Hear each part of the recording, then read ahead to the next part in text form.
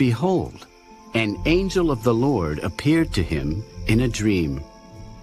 Joseph, son of David, do not be afraid to take to you Mary, your wife, for that which is conceived in her is of the Holy Spirit. And she will bring forth a son, and you shall call his name Jesus, for he will save his people from their sins. For from within, out of the heart of men, proceed evil thoughts, adulteries, fornications, murders, thefts, covetousness, wickedness, deceit, lewdness, an evil eye, blasphemy, pride, foolishness. All these evil things come from within and defile a man.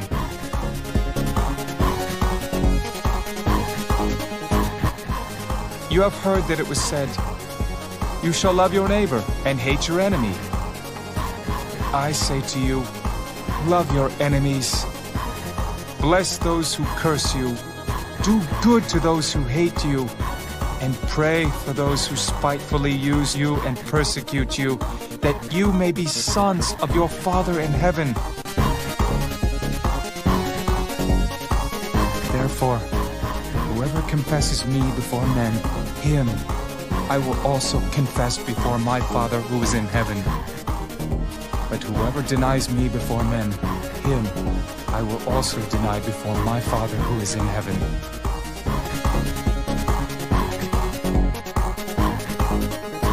Assuredly I say to you that it is hard for a rich man to enter the kingdom of heaven. And again I say to you, it is easier for a camel to go through the eye of a needle than for a rich man to enter the kingdom of God.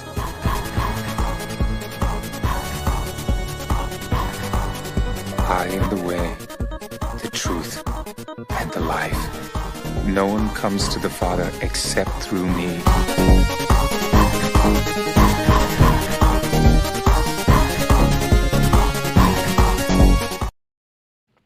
Hello, people. We are back here once again another Sunday afternoon for episode 148 of the Bible Lens podcast. We've been doing this for a while now. We're almost up to 150. This show's been going on for at least, 3 years now. It's coming up on the 3-year anniversary of this show. We've been going for a while.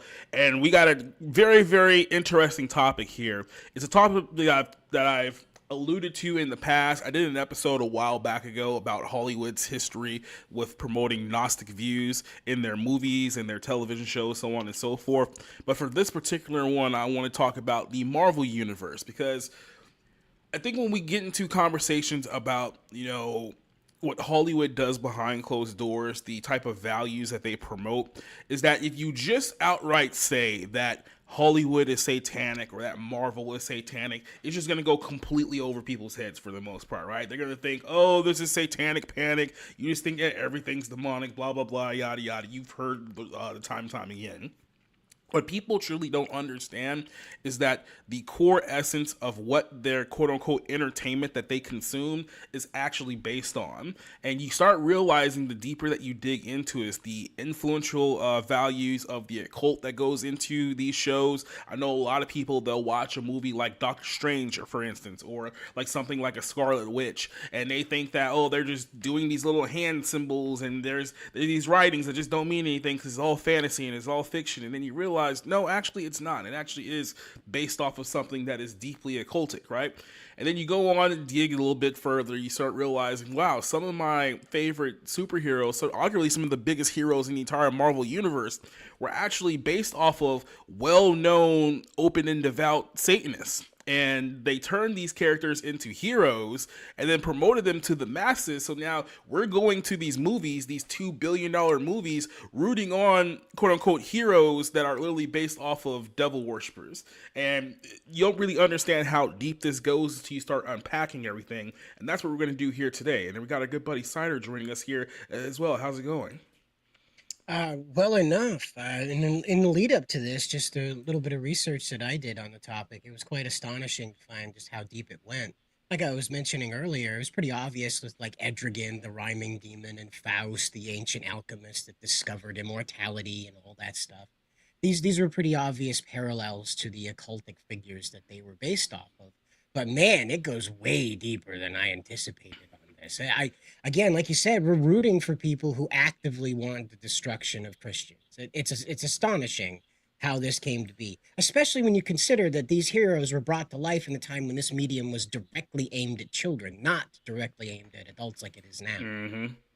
It gets more sinister the deeper you dig into it. And that's what we're going to unpack here today. Real quick, let's introduce our people who are here in the chat listening to us live. We're live on YouTube, Rumble, and on X for this one. Vanya's joining us here saying, God bless you, friends. God bless you, too. We have Keith Howard saying, hey to everyone here. Sakira Mirta is joining us here. And I think the first question right off the bat is, who remembers reading Stan Lee eras of comics? Is Stan Lee the J.R.R. Tolkien of comics? No.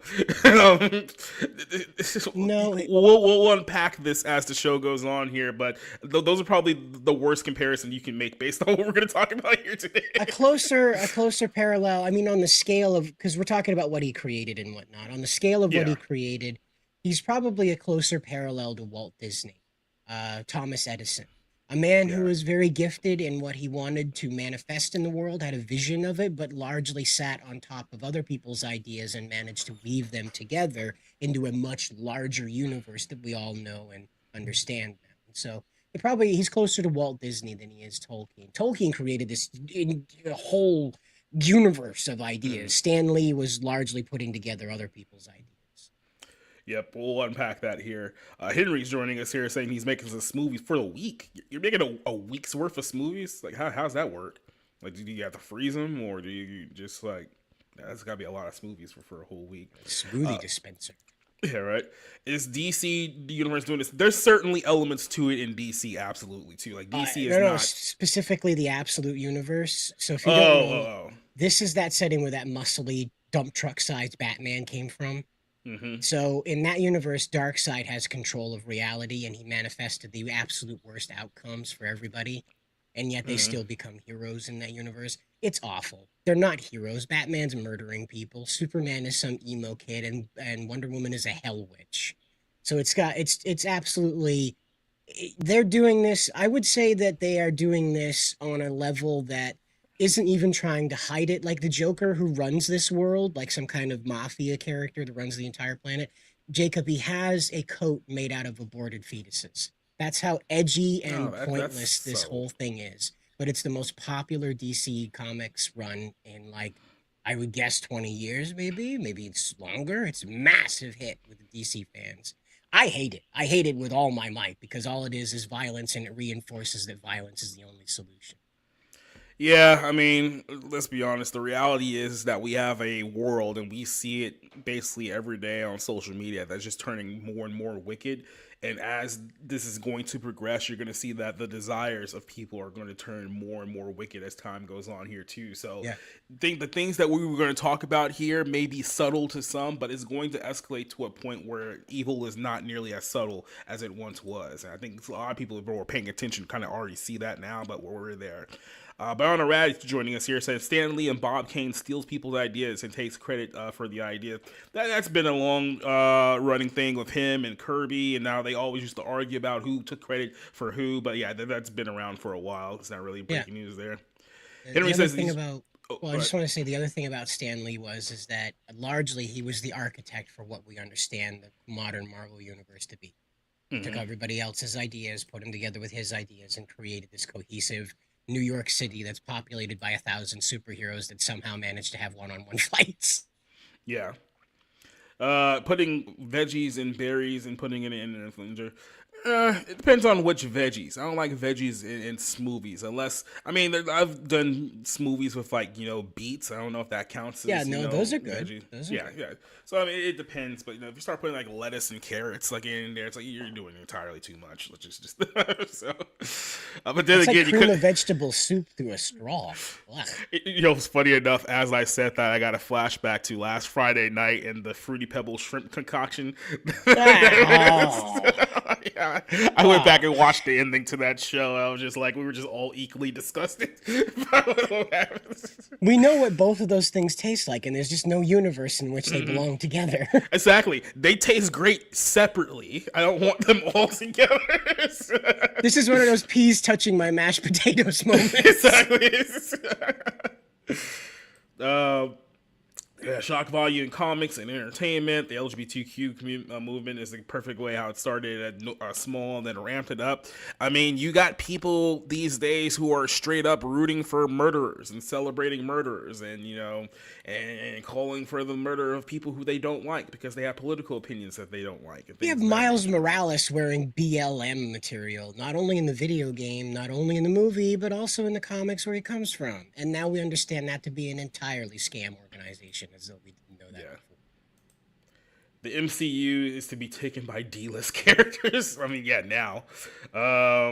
So, yeah, we'll get to that here later on in a second. So, I want to go back to an article that I wrote a while back ago. I don't know exactly when this one was written. It feels like maybe about a year ago. Because I remember this kind of culminating with last year's release of a movie, Mission Impossible, what was it, The Dead Reckoning 2 or The Final Reckoning, one of those two movies. And I remember sitting down watching that movie, and the first part of that series, which came out I think the year before, because it was supposed to be like back to back, and then they kind of spaced it out a little bit. The first one I watched, and I was like, there's something not quite right with this film, because for those of you guys who don't know, I loved the one with Henry Cavill, which I believe was Fallout. I thought that was a great movie, arguably probably my favorite Mission Impossible movie. But then I saw The Dead Reckoning Part 1. I was like, that was kind of a step down, but I mean, at the time, it's like when you come from such a great movie and then you just kind of get like a mediocre movie, it's like, it's kind of hard to follow those type of things up. But then when I watched the second one, I realized, okay, something is really not inherently right about this whole situation. And when I started to unpack everything, I started to realize that if you're paying attention to the story that's being told here, in the Mission Impossible, the last movie that just came out, it was an AI entity that I believe was called the Entity, if I'm not mistaken, was basically all-knowing, all-seeing, some kind of omnipresent AI version of God, basically. He even had his own messenger called Gabriel, very, very subtle for those of you guys who are not following that whole thing. And then he would go on to prophesy events and say that it is written, most like God does, like in the Bible, like taking those things line from line, bar from bar.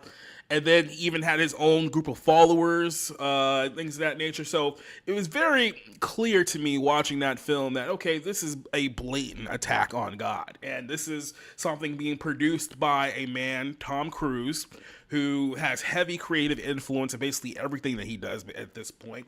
And it's no secret that Tom Cruise is a Scientologist. It has been for many, many years.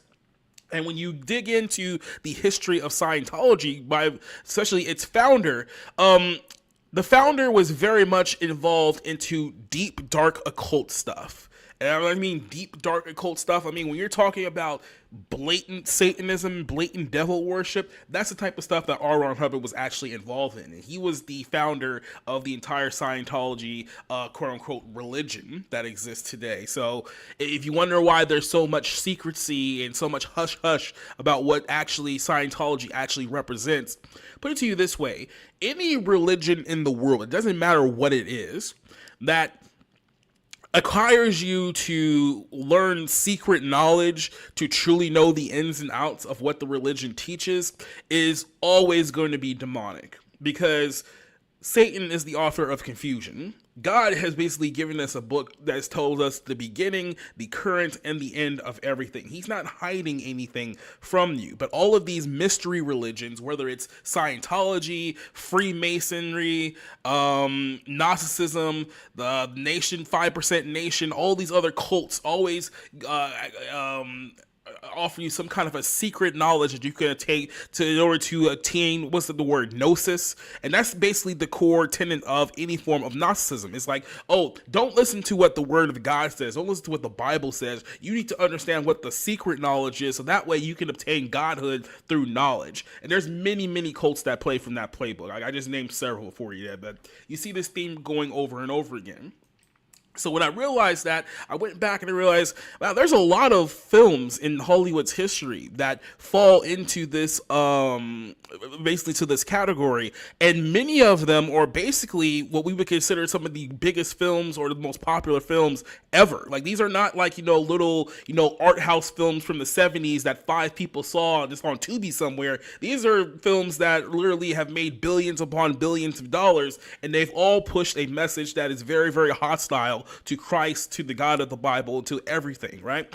So I wrote this article about a little last year, and this is kind of a culmination of things that we had mentioned up to this point. But it says here that Gnosticism emerging in the 2nd century AD, so this is after the final book of the Bible was written, among certain sects within early Christianity masquerades as an elevated wisdom, but is in truth a rebellion against God the Creator. Let me just kind of stop here just real quick, because there's a deluded group of people that exist on social media. You may see them on TikTok or YouTube, or whatever the case may be, who identify themselves as Gnostic Christians. These people are pure heretics. Calling yourself a Gnostic Christian is basically like saying that you are a satanic Christian. It makes no sense. You can't mix these two together, but there are a group of people out there that somehow think that they can, and they're deluding themselves into the lake of fire. I'm just being as blunt about that as I can. But the word Gnostic or Gnosis, I should say, is derivative from the term knowledge that exploits that salvation comes not through faith in Christ, but the atoning blood, but through an eschatologic secret knowledge that awakens a divine spark trapped within humanity.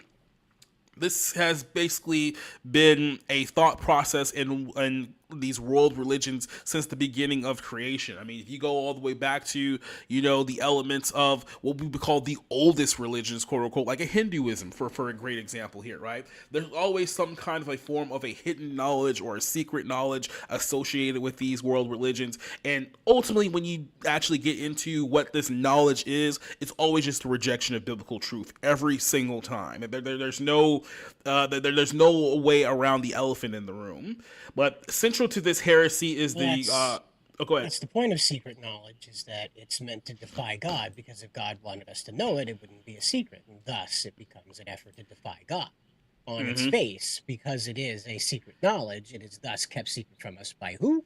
God. And thus you are defying God's order by becoming knowledgeable in these evil knowledges. And it's just... it's hard to take these people seriously when they try to explain to you that they still believe in God, even though at the core of their identity, they are trying to usurp God. Yeah, and this is what you'll see here. These are not people who will lie to themselves and say that, oh, I don't believe in God, but every fiber of their being, they hate the God of the Bible, they hate the Christians, they hate the Jews, they hate Israel, they hate anything that gives any allude to God whatsoever. They absolutely hate it and despise it, right? We're not talking about those people who are in denial. We're talking about people who actively know that there is a God, but they have chosen to be his adversary rather than allowing him to be their savior. In this context here, the core theology of Gnostic beliefs here is that this is a material world, is an evil illusion created by a flawed, sometimes evilly depicted demiurge, which often equates to the God of the Old Testament, Yahweh.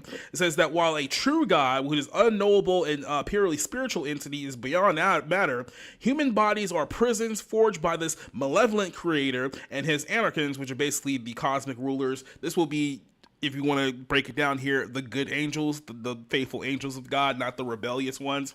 And it says here that liberation demands rejecting the physical realm for a Gnostic enlightenment that evaluates the soul above creation. This is the core theology of Gnostic teachings. Some people who are popular Gnostics here on YouTube will go as far to claim that, they basically invert the Bible. And what I mean by inverting the Bible is that they say that the good people in the Bible are actually the bad people, and then the bad people in the Bible are actually the good people. So Sodom and Gomorrah is a great example of this. They'll tell you that, well, Sodom and Gomorrah wasn't destroyed because they were evil, wicked men who were doing super evil and perverse things and they had to be destroyed due judgment. No, they were actually obtaining secret knowledge and gnosis, and that they had ascended higher than the demiurge would allow them to ascend, and then he had to destroy them because he was jealous of them, right? So it basically retells the story in a way that it makes God the bad guy, and that's what they do with a lot of these stories. This is the recurring theme here, is that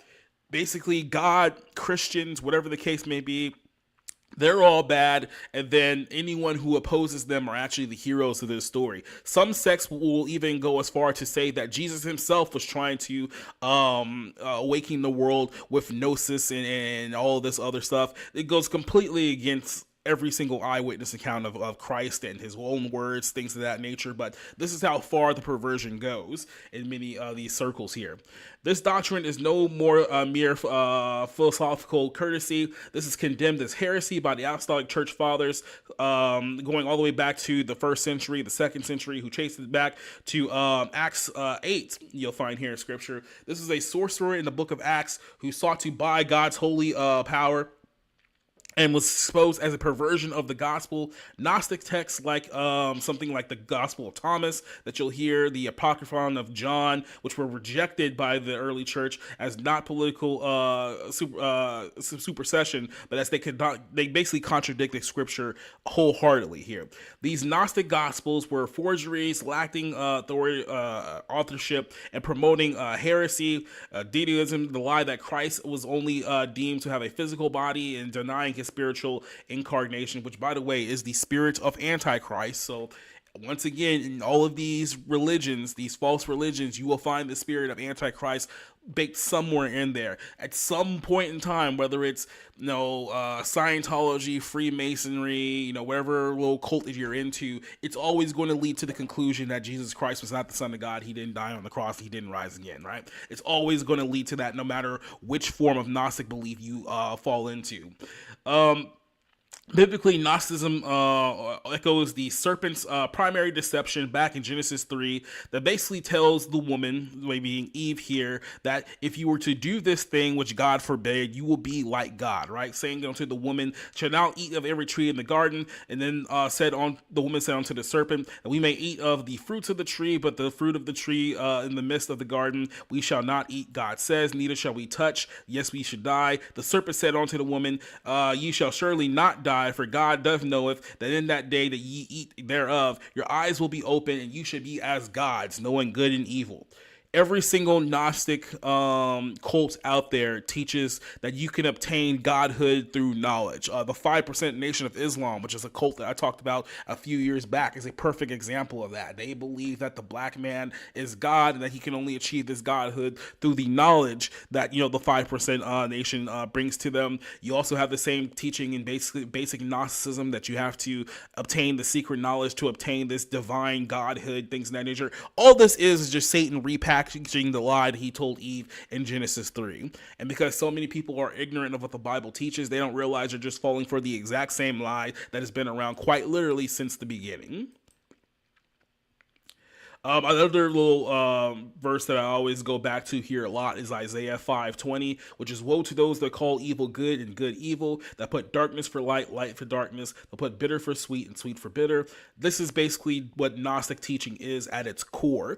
And we'll talk about this in greater detail with some of these movies. It always depicts the good guys as the bad guys as the good guys. It promotes what is evil as good and that should be obtained, and it promotes what is good as evil and what should be rejected. And that kind of perfectly describes the world that we're living in right now. So how does Hollywood fall into this here? Well, we talked about before, Hollywood's flirtation with Gnosticism is no accident, but a calculated resurgence, blending ancient heresy with modern sci-fi to normalize and dilute self-deification. Here's or deification, I should say, sorry. But here's kind of the context here, is that people go and they watch these movies, they watch these television shows, and they've been told this lie so many times that, oh, this is just art. This is just entertainment. There's no meaning to this. This is just to entertain you. It's just to help you kill a couple of hours of time and whatnot. There's nothing behind it. And that lie allows people to let their guard down to essentially consume things that are spiritually wicked,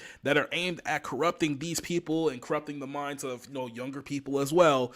And next thing you know, people have adopted into a worldview that is completely and utterly unbiblical, and then we sit here, we wonder, how did we get here?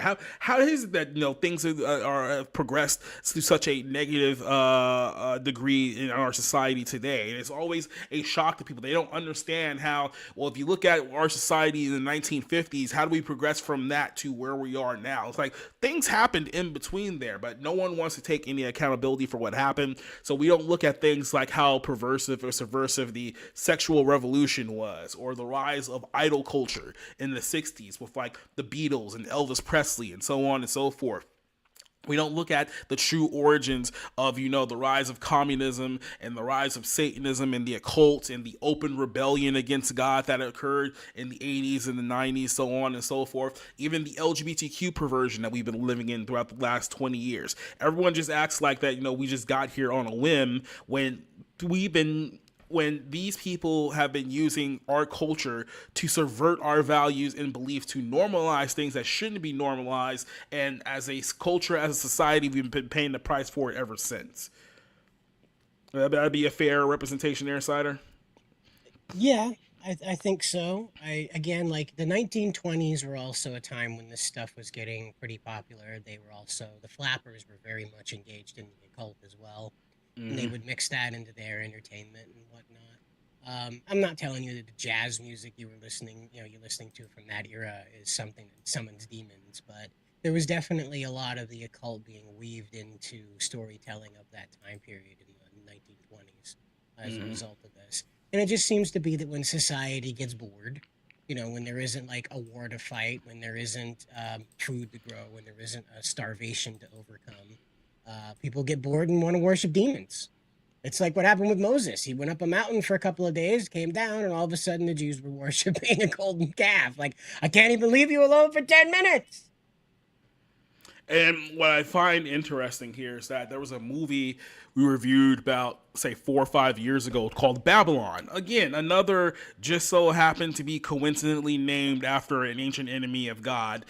Babylon by Hollywood. It was one of those movies that was on paper supposed to be a love letter to old Hollywood, to the times of the 20s that we were just talking about here. And the movie quite literally starts off, like in the first 5 minutes of the film, it takes you to like some mansion somewhere in like the LA hills, and it's the most degenerate sex party you can possibly imagine, like in your life. Like it literally opens up with a scene with a woman peeing on some sick producer's chest 5 minutes into the movie, and the whole thing's just one degenerate swingers sex party that looks very much like something that you would see out of, like, I don't know, a Baal cult orgy or a Ishtar cult orgy, all these, sex rituals that they do behind closed doors and stuff like that. And they were telling you that, yeah, no, this is what Hollywood was back 100 years ago. This is what they were doing. And we're supposed to believe that in 2026 that, these things just don't happen anymore. That they don't have these parties behind closed doors like they do, like they did then. But we've heard the stories about what happens at Diddy's parties, and now Diddy's in jail. But I mean, let's be honest, we all know who were going to those parties and doing those things behind closed doors. We've heard Mike about Myers. Yeah, right, or Kevin Hart or LeBron or some names out there that we know for a fact were there. So wait, was it was that in the Babylon? Yeah, that was, not only was it in the movie, it's literally like the first 5 minutes of the movie. Like, I'm not even joking, like when I tell you this, the first 5 minutes of the movie was them trying to, I think they were trying to move like some horse or a camel or something like that, and then the camel poops in the guy's face, and then the very next scene you go straight into a degenerate sex party. This is 5 minutes in. This is supposed to be what they present as a love letter to the industry. Like, this is what they thought is like, what's the best way to celebrate Hollywood? I get it, it's degenerate sex parties. So, like I said, they're not even hiding in any way, shape, or form exactly who they are there, right? But in the context of the film industry here, we have a number of films that have been influenced by this. We have the movies like Dark City, we have movies here like Total Recall, Blade Runner. By the way, they're doing another Blade Runner with the trans person that's going to be in there. They're not putting it in movie theaters. Yeah, right. Yeah, it's not going to be in movie theaters, but I mean, they're still doing it with the person that they're desperately trying to convince you is a woman, even though it's not. The 13th Floor, things of that nature. It depicts simulated realities controlled by shadowy figures echoing a Gnostic prison of the demiurge, and that we need the knowledge to escape these things. And we see these with a couple of movies here. Films like The Matrix. Now, when I talked about this last year, this is one of the big examples that I use. The Wachowski brothers, who wrote and put the film together, over the years they've tried to retell history and say that, oh, well, the Matrix was just a trans allegory because we're trans now. But if you actually go back to what they said in 1999 when they were actually coming up with the movie the first time, what they told you is that, no, there were certain elements to the film that were directly inspired by Gnosticism, of Gnostic teachings, and they put those into the core of these films. So when you look at the Matrix as a franchise, it is one of the most blatantly Gnostic films that exist in the culture today, and it was a mega hit back in the day. I believe at one point in time it was the highest grossing rated R movie ever, up until I think Deadpool surpassed it a few years later. But this is how big this franchise was. It's talking about $1 billion franchise, and they admitted then that they took elements of Gnosticism, which basically framed God as the villain, and that these rebellious human beings were essentially the heroes of this story. And Neo, who was the main character of this story, was leading the rebellion. And I played you guys the clip of that episode. You can go back and check it out on the channel here, where Neo at the very end of the movie is talking through the phone, and he's talking to, quote unquote, the Matrix. But if you listen to what he's actually saying, it's almost like he's reading a speech verbatim that is in rebellion of God the Creator. If you listen to it in its context here, you know exactly what's being told there. So that's one of the bigger examples here. There's been other ones as well. We have movies like Pleasantville. Now, Pleasantville was a movie that came out around the same time this one came out. And the whole concept of Pleasantville is that you had two kids that found themselves into like a television show or something like that, where everything was all hunky-dory and everything was all great. Basically, it was perfect, right? And then in order to change up the world, they started introducing sin into the world, right? But in the context of taking sin into the world, the people who started to sin and rebel turned into color. So all of a sudden, the next thing you know, sin starts spreading throughout the entire world. Everyone becomes colorful. And the ending of the film is that, oh, look, we made everything better. In reality, they're telling you a story about how Satan brought sin into the world and made everything worse. But it's inverted, right? So everything is inverted. Good is bad, bad is good. Fight Club is another great example of this here too. And then I've talked about here the movie. What is this? What is it? Mission Impossible. I don't know why I was blanking on that one here, but yeah, here's a few of the names. I'll talk about some of these in more details here, some of the ones we just went over. We'll get back to Avengers Infinity War and Endgame here, because there's a couple of notes here that we'll save for later. The Truman Show is another one about a man in a dome-shaped prison, scripted by the quote-unquote demiurge of the series. The Falling Cyrus, which is the falling light of Lucifer, sparks doubt. Sylvia, which is a name for the Gnostic god Sophia, who's fallen wisdom, whispers truth into the character here, urging to escape this illusionary paradise. Truman's sea crossing, obviously the abyss here, the Tarot Moon path, confronts the creator, a god, and then chooses raw reality over comfort, which is pure Gnostic exodus, right? So even in a film like that, where you don't really see things for what they are, what the story that they're telling here is purely Gnostic in its teachings here. And like I said, for many people, they just go there, they assume that this is all entertainment, they just assume that this is all, hunky-dory, and everything goes completely over their heads, and they don't see what's happening in front of them here. They don't understand that essentially you're watching something that is being crafted by a seducing spirit that's trying to get you to rebel against your creator. And because a lot of these people are non-believers themselves, they don't understand the concept of this, because they already reject God, so they're not even going to entertain a reality where essentially, they're watching and consuming content that's just fueling their rejection of hatred of God itself. And there's many, many examples of this throughout entertainment here, but I'm going to pause here just for a second and ask you here, Cider, is outside of the films that we talked about here, if you want to go back and talk about some of those films, have you noticed these type of themes in anything that you've watched in or from television or movies that you think have these clearly Gnostic views? Oh yeah, I mean everything. Hollywood rarely puts out a film that respects faith in general anymore. And really, when I say anymore, I mean like probably since before I was even born. It's been like that long since Hollywood sat down. For as much as you like the Ghostbusters, you have to remember it's the concept of raising the dead. It's the concept of taming the dead at that.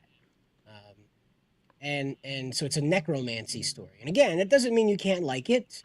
It doesn't mean you can't see good things about it. But you have to remember that Hollywood is not interested in telling you a story that rewards your faith. Even the things as innocent as the Ghostbusters still mask this very bizarre inversion of God's reality. And it's subtle and it's quiet and it's not meant to be in your face or generally challenge your faith, but it is something that keep in mind that that is a story about necromancy and taming the dead. Yeah. It talks about the kings of hell and all the other stuff, and no angels come to help the Ghostbusters. No, they have to use the evil against the evil to save the day. And it's one of those things that, and that's just the Ghostbusters. You can look around at any franchise really that's survived the past 40 years or so, and they've all like heavily leaned into this anti-God approach. You look at the Fast and the Furious. The Fast and the Furious teaches you nothing but to idol false idols.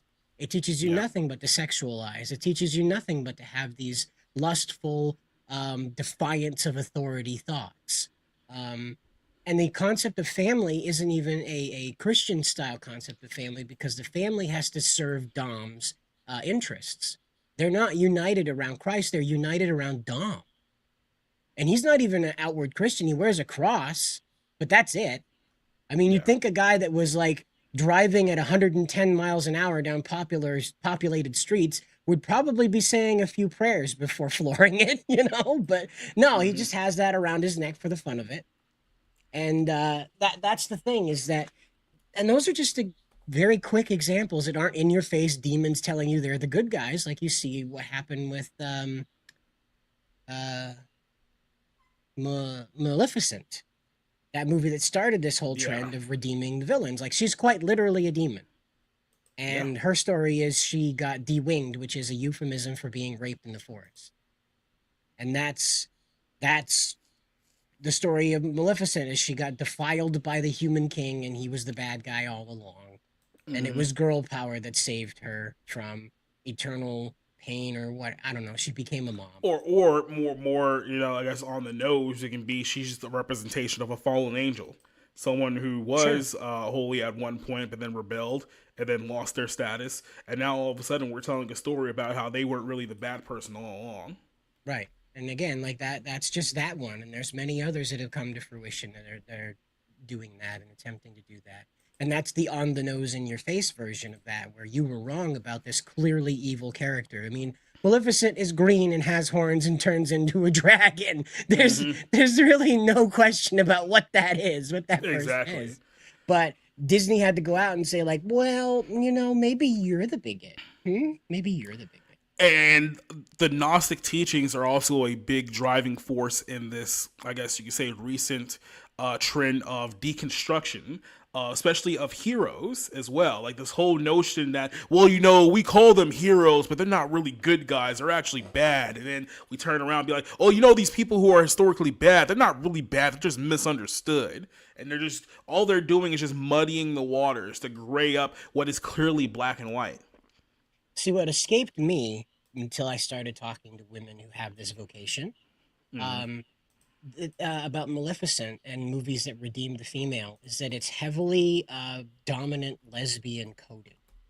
So the female villain that is being redeemed is most often depicted as being a dominant, I wouldn't say butch, because butch is the one with the mullet and the man hair and stuff like that, but like the dominant business lesbian, I guess you might call it. I don't know, the lady that looks like a lady for all intents and purposes, but she's into other ladies. And that is how typically these female redemption stories are depicted. And I didn't know that until I started talking to women about that. And I was quite surprised to find that is something that attracts them to these movies, not repels them. And I have to ask myself, like, how comfortable would I be if they turned around and started sexualizing Rita Repulsa? Like I'm a Power Ranger guy. I like it. Judeo-Christian values colored that, and so I like it. I like Power Rangers. But the problem is Rita Repulsa is a female character, and if they try to redeem her, they only have one path to go. And it's always that dominant lesbian thing. They tried that in the 2017 movie when she psychically sexually assaulted the Yellow Ranger. Like, this actually happened in the movie. She projected into a nightmare and demon pinned this girl against the wall and started licking her and things like that. And I'm like, this is a Power Ranger movie? They're going to say it's morphing time in the same movie as this? Yeah. And they did.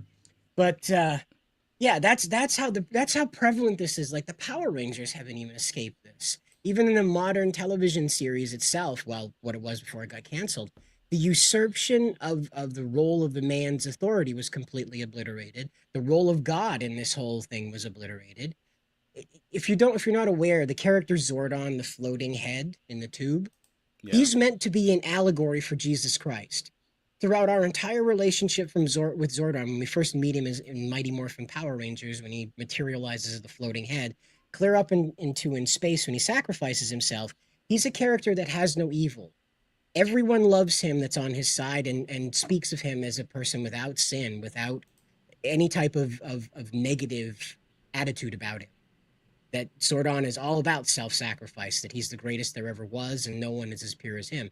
And so his sacrifice doesn't kill evil. What does it do? It redeems it. Rita herself is turned into a soccer mom by that energy. She's forgiven of her evil when that happens. And so Power Rangers undid all that and decided a council of cosmic idiots called the Morphing Masters determine everything. And you can become one of them, which is another Gnostic. Well, even if you're going off of, the actual Japanese story from the Super Sentai, like Rita in the Super Sentai is called the Witch Bandora. So she's straight up a witch in the series. And her whole id was that she literally sold her soul to Satan because a dinosaur killed her kid after the kid was breaking dinosaur eggs like a little, what? She demon. called that way. Exactly, right? So then she sold her soul to Satan in order to bring back her kid and then got all these witchy powers. At some point, her son comes back from the dead and becomes a fighter of Satan. And then, of course, when Satan is defeated, her son gets absolutely BTFO'd. And then she has to sit there and watch her son die in front of her. So it's like, yeah, you take that, you witch. But yeah, if you're trying to twist the story around, you have to be like, oh, well, you guys need to understand she's misunderstood, and she's just a mother, and you would have to do that. Well, they do By the that. way, go ahead. In the new comic, they do that. That's the new Rita that's coming out, is that the Power Rangers killed her son. And so that's why she's so mad at him, because Zordon was the bad guy all along, guys. They did that again. Remember where Lord Zed came from? He was Zordon's best friend until Zordon betrayed him. Oh, no. I just hate this. I hate every part of it, because it's literally a children's television show. There are people jumping around in spandex. What are you doing? What are you doing? It's so simple. A monster shows up, the Power Rangers beat it up, blow it up, the movie's over. Show's over. Comic's over. What are we doing? I would love to answer that question. We're subverting the youth. That's what we're doing. But so let's start here with the focus here on Marvel and the Marvel Universe and unpacking things. If you guys know, on the channel, I just recently did a Marvel AI trailer for an Avengers project that I had done for years, and feedback's been pretty good so far, so I'm kind of content with it. But part of the reason why I did it recently, because I was digging up a little bit on this particular topic here, and weeks beforehand I had watched a little series from a channel called Good Fight Ministries, and I've mentioned them from time to time. Again, I will say this here, and I will continue to stand by this. I think that they do a great job at pointing out the subversion in our culture when it comes to entertainment, where it comes to other things that would otherwise go completely over your head. I think they do a good job at that.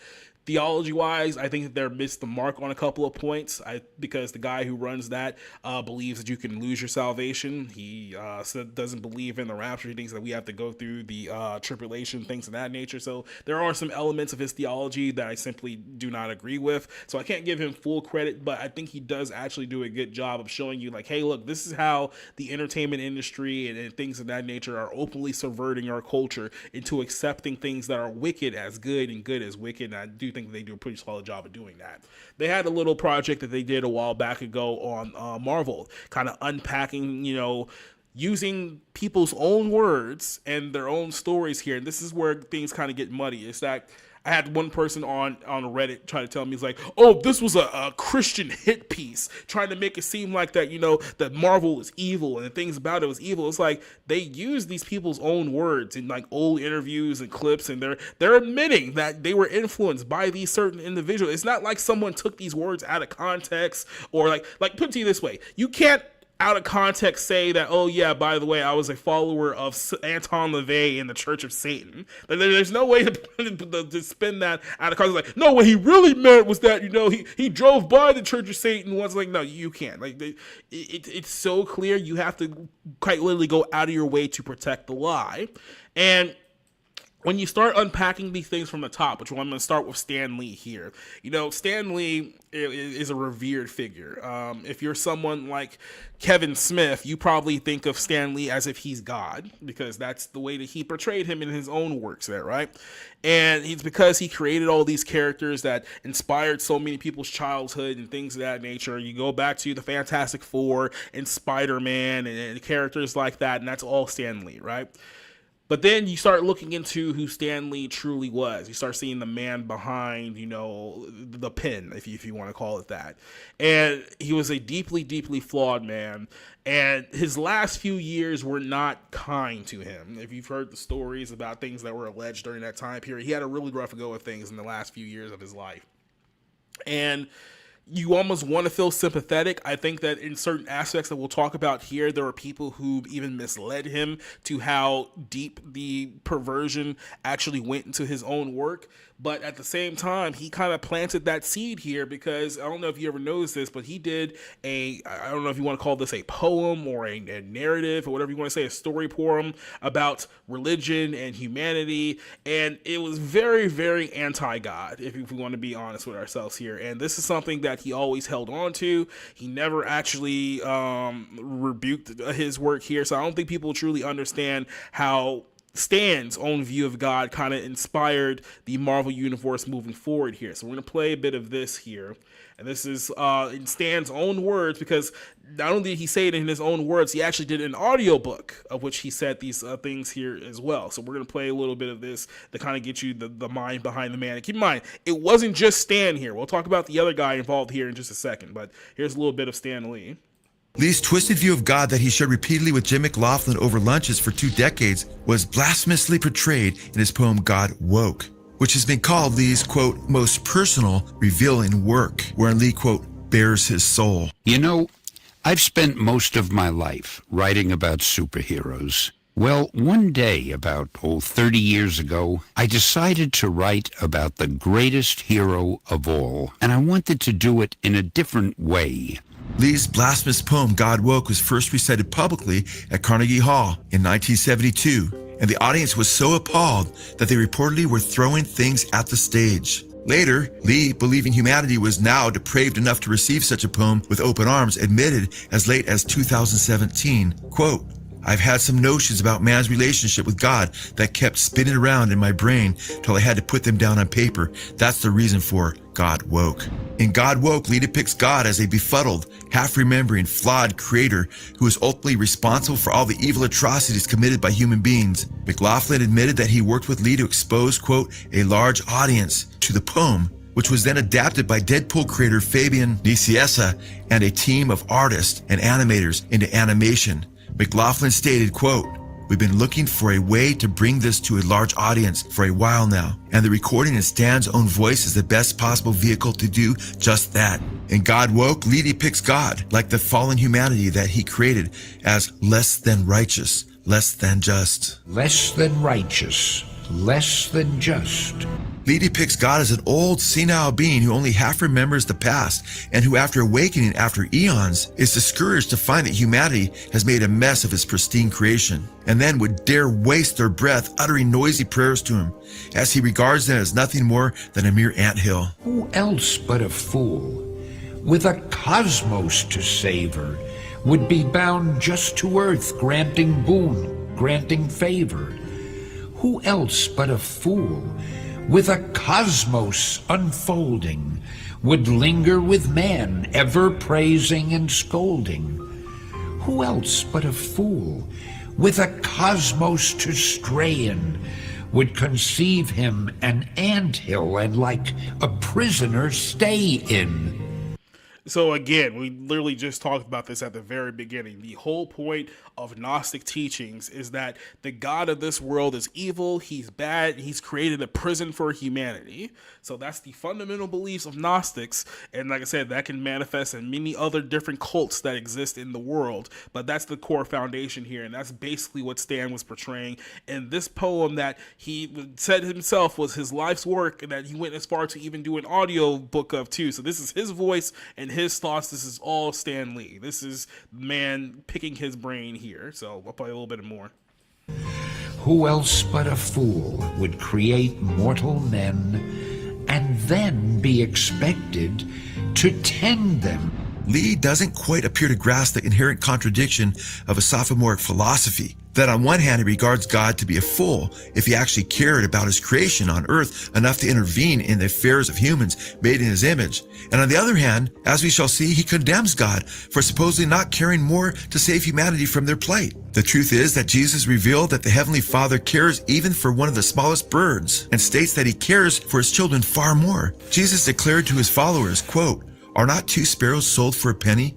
Yet not one of them will fall to the ground outside of your Father's care. And even the very hairs on your head are all numbered. So don't be afraid. You're worth more than many sparrows." In Lee's poem, God Woke, God awakens irritated by the, quote, "man sounds everywhere." But he especially despises being bugged by humans and, quote, "the haunting hollow sound of prayer." Lee depicts God as mocking human prayers by only answering them with laughter. He heard the man sounds everywhere, the shots, the clangs, the roars, the bangs, the clatter, clamor, guns and hammer.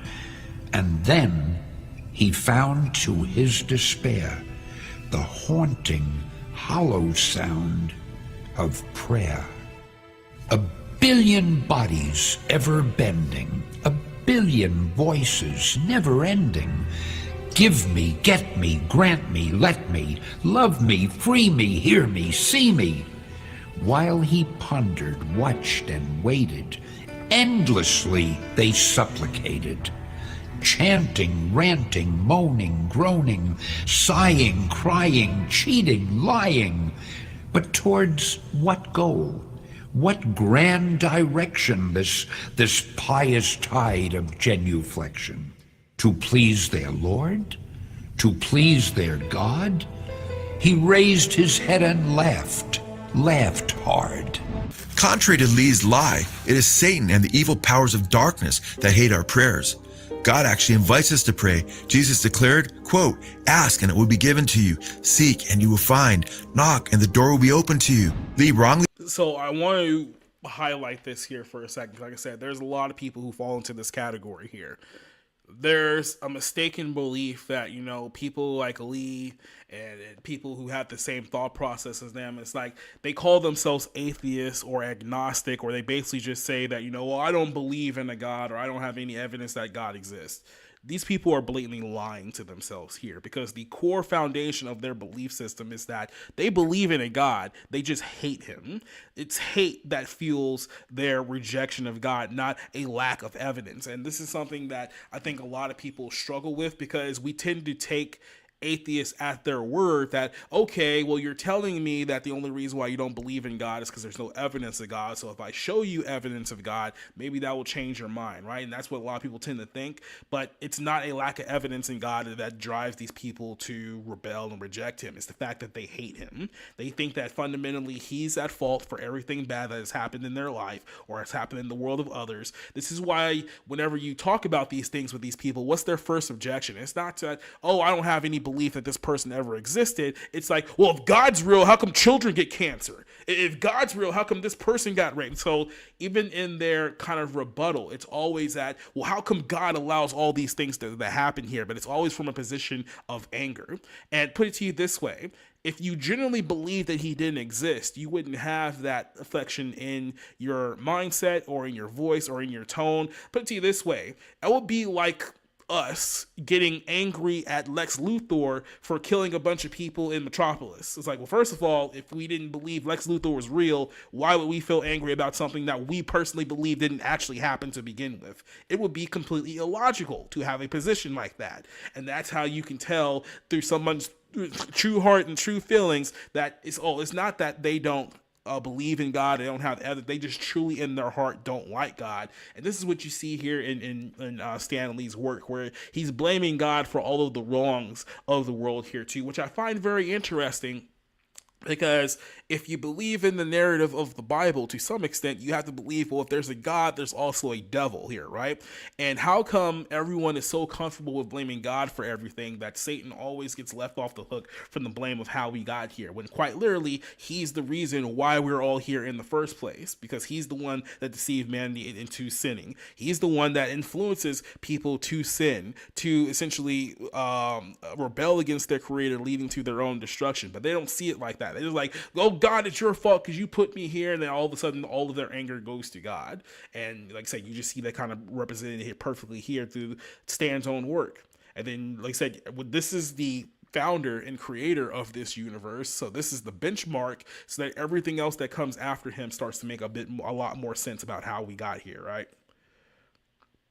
Well, you got to understand too that Lee is another guy that began life as a Jewish man and decided that Yahweh wasn't cutting it for him, and didn't decide that the New Testament was the alternative, and instead decided to live in apparently frustrated rejection of Yahweh. Mm-hmm. And when you look at the Old Testament God, it's easy to come to these conclusions that Stan Lee has, because Old Testament God's pretty rough. He's not, he doesn't exercise the same kind of you'll grow out of it attitude that New Testament God does, because mankind needed to be whipped into shape. I mean, when you consider what we were even after the flood, we still needed to be whipped into shape. And so Jesus came along and said, hey, you're good enough now. We're going to sacrifice and make sure that you guys get redemption. So people choose, like Henry was talking about, people choose to blame God because they believe God allows Satan to do this. And to a degree, that's true. But the issue is that free will would be utterly worthless if there was nothing to challenge it. And that's the whole point of why we are unique against all of the other creatures on Earth, is that we possess free will. We are not victims of our environment. Every animal reacts to their environment, reacts to stimuli in their environment, the presence of fire, a predator, that sort of thing. We don't have to. We have free will to make the choice to disobey that and die in a fire if we so decide to. You see this all the time. And so, like those guys that light themselves on fire to say something about Gaza or something like that. Mm-hmm. And you see yourself, having arguments with people that are talking the way that Stan Lee is. And fundamentally, you have to understand that his understanding of God comes from that Old Testament belief where God is very, ferocious, very, very much in rejection of a soft way for mankind. That mankind had to have a very hard hand over them in order to be brought to, the realization of who created them. And that in turn created a sense among people like Stan Lee who possess the ability to, here's something that you're going to run into with a lot of these creators, Jacob, is they're people who have the ability to see others' perspectives. And that's what happens with a lot of the comic book creators and writers and movie makers, is that because they have the ability to see other people's perspective, they become obsessed with this idea of balancing the scales, that there has to be some kind of fairness out there because fairness is justice, even though that's not the case. Justice is a result of unfairness. It's not an automatic. Justice doesn't exist automatically. Chaos exists automatically. Order exists automatically. But the two things don't overlap. There is a dividing line between them that is free will. And that is something that these creators just don't quite grasp fully, but they understand that people make their own choices, even though they'll sit there and tell you that God has trapped them into those choices.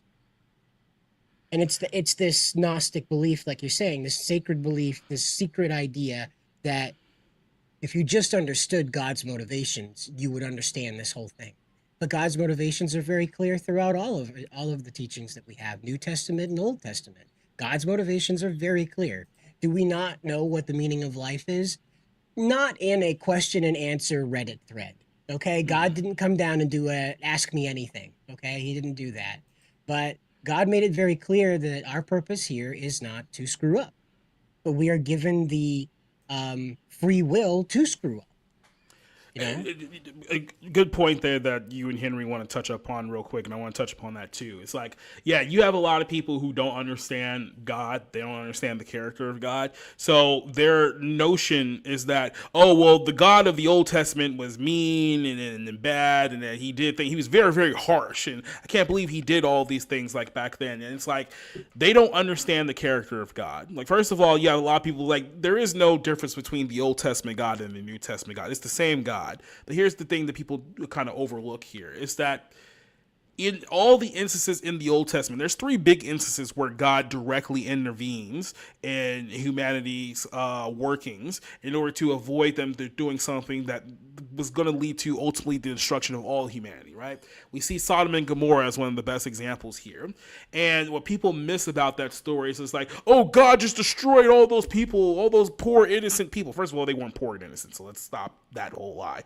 Second of all, what happened immediately before that? God was speaking to Abraham, who was literally intervening on behalf of Sodom and Gomorrah, so that if there was any righteous people, even just one righteous person in that city, God would not destroy them for the sake of that one righteous person. And then we find out later on that the only righteous person there was Lot. And now what happened? Lot was removed from the city before destruction came upon them, right? We then go on to the flood of Noah, right? What was happening in the flood of Noah? You had fallen angels intermingling with humanity that was leading to the creation of the Nephilim, that was leading to the death and destruction, to the point where every thought continuously was evil. And if God allowed that to continue, humanity would have been utterly wiped out there. So God fled the world. He fled the world not to punish humanity, but quite literally to save it. Because had he had not done that, humanity would have destroyed itself. The Tower of Babel. It's like, oh yeah, we're going to build our own way to heaven using this tower. And it's like, if God hadn't stopped them, they probably would have done that. And if you go into the heavenly realm in a sinful state, things are not going to go well for you. So once again, God intervened for the sake of humanity. So the way that these Gnostics will tell all these stories is that God's doing this to punish you because he's mean and he's evil. It's like time and time again, God has to save you from yourself. He's not just doing it because, oh, I can't believe you do that. Here comes punishment. It's like he's looking, you have to understand the character of God.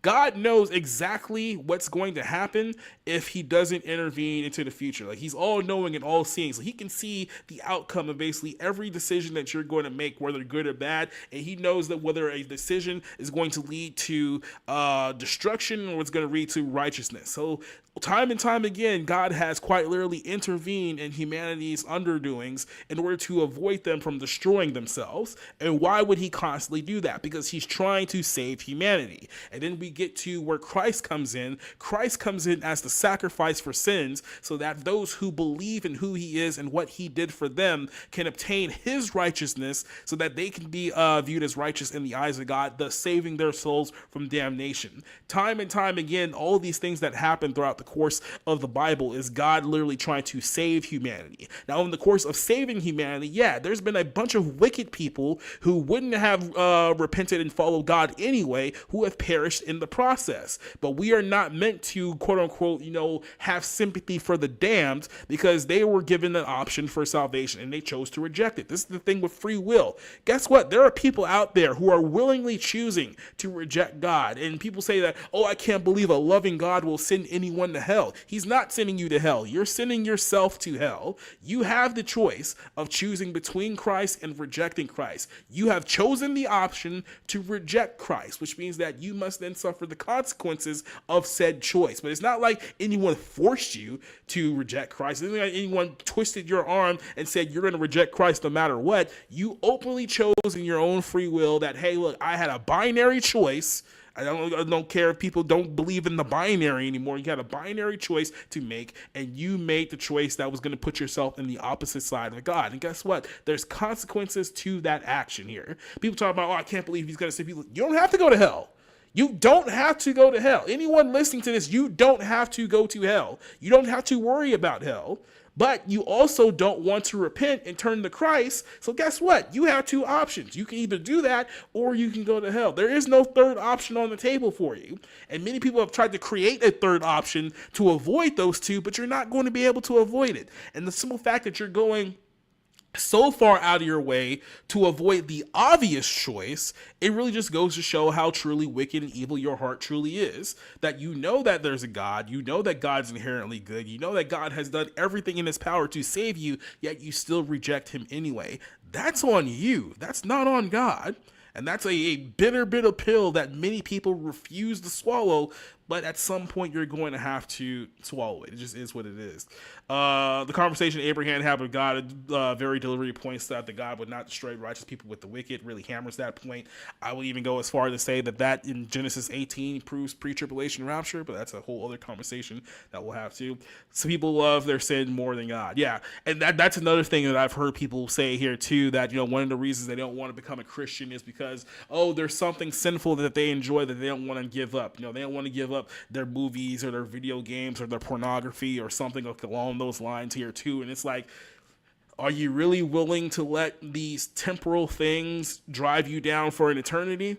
Because on its face value, it's absolutely absurd to think about, but there are a lot of people out there who absolutely do feel that way. So we'll get back here to it in a second. I want to talk about some of these characters here, and a great example of how evil has been inverted into good. There's a couple of characters that you can look at here. The biggest example of this here would be Doctor Strange. He's the best example of this whole thing. Doctor Strange is someone who over the last several years has found a resurgence of popularity thanks to the Marvel Cinematic Universe. Benedict Cumberbatch plays the character of Doctor Strange, who uses the mystic arts and the dark arts for good, quote unquote. So he's basically using the occult as a weapon against evil beings here, right? And it was only a couple of years ago, there was a movie that I watched called The Book of Clarence.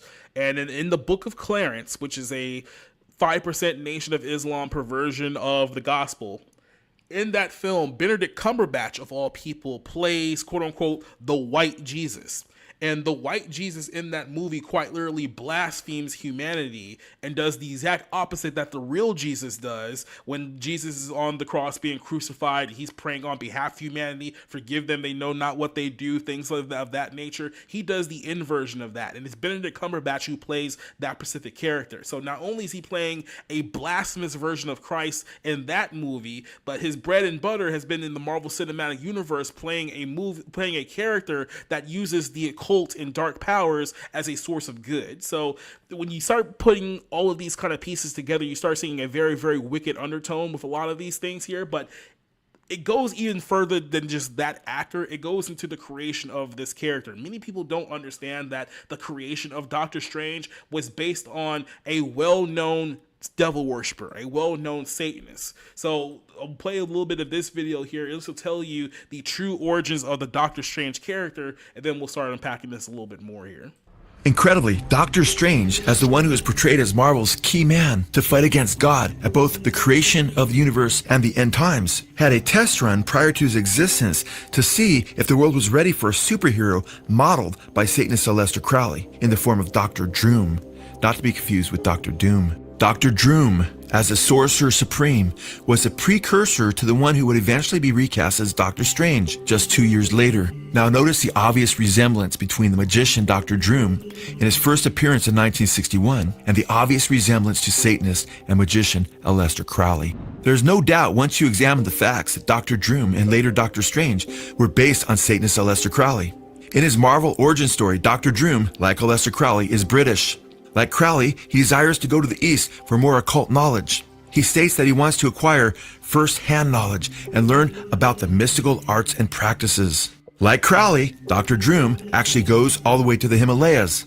Crowley made repeated infamous trips to the Himalayas, one in 1902 where he waved his revolver at other climbers and insisted he take his occult library up K2. Crowley returned to the Himalayas in 1905 when 4 members of his team fell to their deaths. He didn't even respond to their cries for help. He wrote that he had no sympathy for them and that he had passed their dead bodies later without even stopping. These deaths would be but a few of the many mysterious deaths that followed Crowley in his wicked wake, including several suicides and many professed child sacrifices.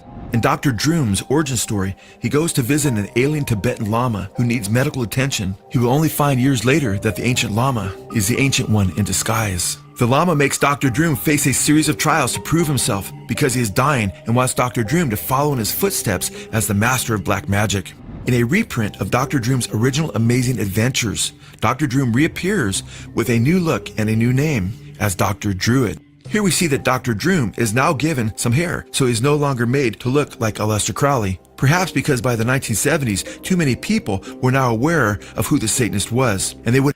And the reason why people figured out who he was is because, like I said, there were a lot of celebrities around that time period of the 50s, 60s, and the 70s who became inspired by the works, quote unquote, of Aleister Crowley and started invoking him as an inspiration for their music, for their comic books, for their entertainment. So the name started getting around. People started identifying who this guy was because all of these people in the entertainment industry started identifying with him, not just with him, but in the later years with Anton LaVey, another well-known Satanist in the Church of Satan, that all of these people in the entertainment industry started to become inspired by. So it's like, why is it that all of these people in the entertainment industry are inspired, quote unquote, by known, verifiable devil worshippers?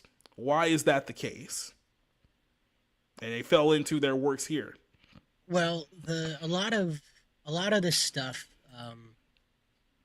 like Tolkien, we talked about earlier. Tolkien pulled his inspiration from his experience in the war as well as his experience as a Catholic Christian. But he also pulled from his experience as just a man walking around God's creation. Tolkien had very curious relationships with trees, not sexual in any way, but he would go and he would talk to a tree. He would sit under a tree and he would just talk to a tree. He kept relationships with trees, you know, and I don't know if he believed they were talking back or if it was just something that he did in order to exhaust the need for conversation or something. I'm not sure, but Tolkien drew on those experiences. And from what I've just described to you, all of these experiences are positive. Talking to a tree isn't hurting anybody, and you're certainly not blaspheming by talking to a tree unless you're worshiping that tree, and don't do that. But if you're just, you know, telling a tree about your day, you're not worshiping the tree. You're just telling the tree about your day. And again, if we believe that God is in all things, as we do, then there's no problem talking to the tree. Don't worship the tree. You're fine to talk to the tree, but don't worship it. And this is the thing, is that Tolkien's inspirations were very gentle, whereas these characters and a lot of Hollywood's inspirations come from things that are violent, like The Gladiator. They come from violent things like Ben-Hur. These are very early things as well.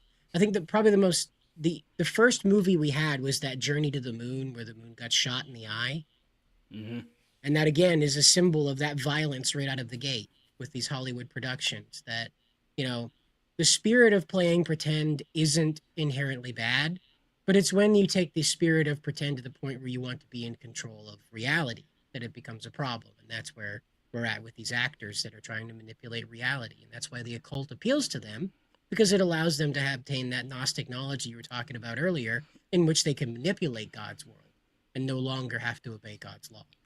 And that's the key difference there too, because the Bible talks about people who worship the creation rather than the creator, right? And it's like, it's one thing to have the knowledge of creation, knowing who actually created it.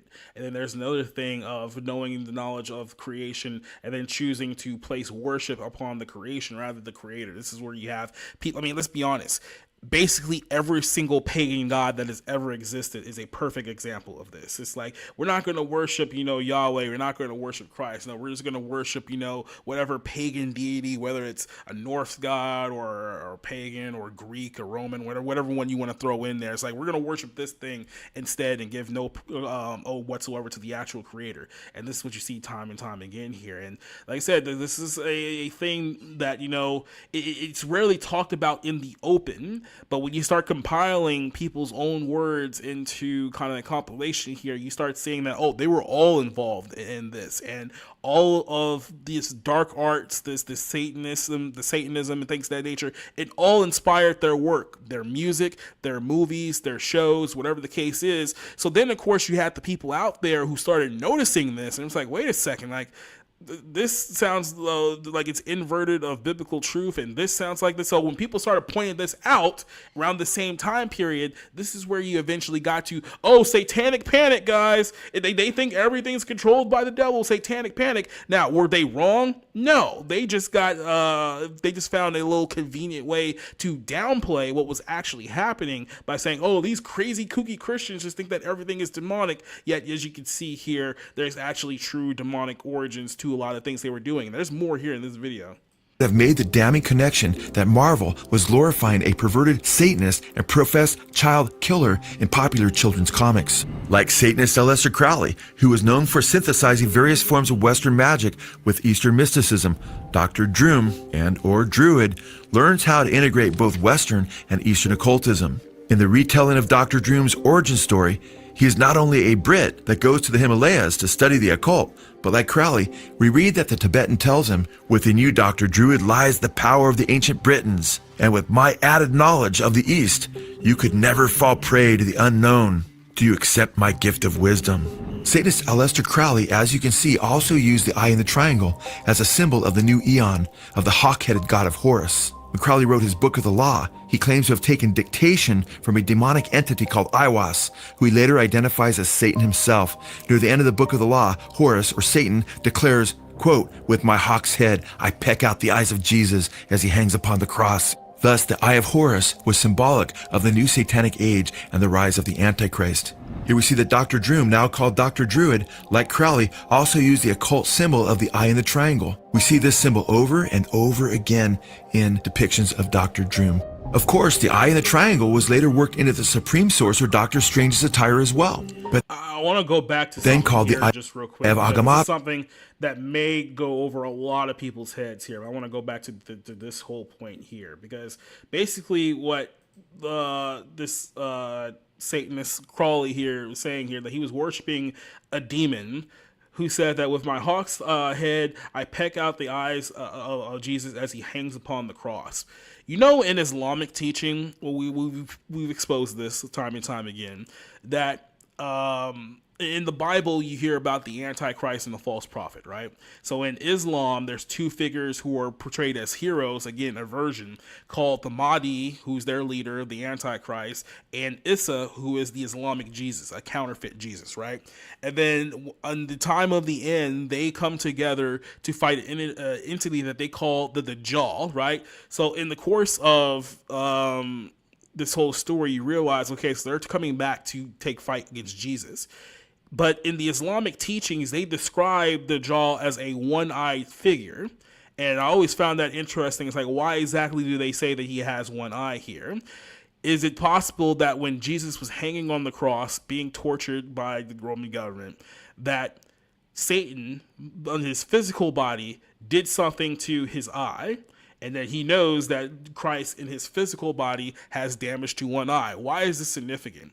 When Christ comes back, he's going to come back in the glorified body that he was buried and resurrected with. We see this when Christ returned, when he actually rose from the dead and was speaking to his apostles. He had basically the same body that he was crucified in. He showed people his wounds to show that there was his real body, and then that's when they believed that it was actually him, right? So if Jesus returns back to a world to show that he is the real Christ, especially if there's already a counterfeit Christ in play at that point, what's the better way to differentiate between the real Christ and the fake Christ? The real Christ is the one who is actually crucified, the one who has the wounds to show the world that he is who he said that he was, and the fake one would not have that. So this goes to show you here too, like, people don't think that Satan actually interferes into humans' works and things of that nature. It's like, no, I very much believe that Satan goes around deceiving many individuals into thinking that they're the next Antichrist or that they're the next follower. We talked about Muhammad's interactions with Allah, quote unquote, or what he thought was the angel Gabriel. So we definitely see Satan working in the world directly to deceive humanity. So he's telling him that he's this demonic entity that pecked out the eyes of Christ. Is that been just basically saying here that, yeah, this is literally Satan who he was talking to here, and it's no surprise that he became so influential to much of the world, because all of a sudden you have all of these prophets of the devil working in with one another, and they're all being inspired by the same people. This just goes to show you the spirit of delusion and the spirit of deception is very, very strong at work. And it's only when you start putting all of these pieces together, because many people, like I said, this just goes completely over their head. They have no context of what we're even talking about here. But in the context of what's happening, in the course of, you know, this story, what's being brought up here, is that you see that the Bible is very much a real story. These things are really happening. There is a spiritual war happening, and many human minds just can't grasp the pure complexity of what's actually happening in the world that they live in right now, because they don't see it physically. But if you just listen to people and listen to their stories and listen to how things connect, you can see it happening, but there's only few who actually do that. So that was just a little interesting connection that I made there based on what he said. And it's like, it seems like that Satan quite literally interferes in human lives more than we tend to give credence to. And then funny enough, when things go bad and things go horrific in this world, we don't blame Satan, we just blame God. We'll find it interesting. In depictions of Dr. Droom. Of course, the eye in the triangle was later worked into the supreme sorcerer Dr. Strange's attire as well, but then called the Eye of Agamotto instead of the Eye of Horus. Calling it the Eye of Horus would have been just too obvious. Stan Lee, who said he always liked Dr. Droom, further stated, "And one day, while we were trying to think of some new heroes, I thought I'd like to bring back a magician. And I gave him the name Dr. Strange." Even Wikipedia got this one right, stating, according to Lee, Dr. Droom was essentially succeeded by Dr. Strange. However, while Dr. Strange was no longer bald like Dr. Droom, or even balding like Droom's retelling as Dr. Druid, Stan Lee still created Dr. Strange in the image of the Kraulian Dr. Droom as the supreme sorcerer. They even blatantly borrowed major elements from Dr. Droom's origin story, which again mirrored much of the life of Satanist Aleister Crowley. Like Dr. Droom, Dr. Strange goes to visit the Ancient One. Though no longer disguised as a Tibetan Lama, Dr. Strange, like Dr. Droom, also goes to the Himalayas. This time to a place called Kamar Taj, described as, quote, a hidden land high in the Himalayas.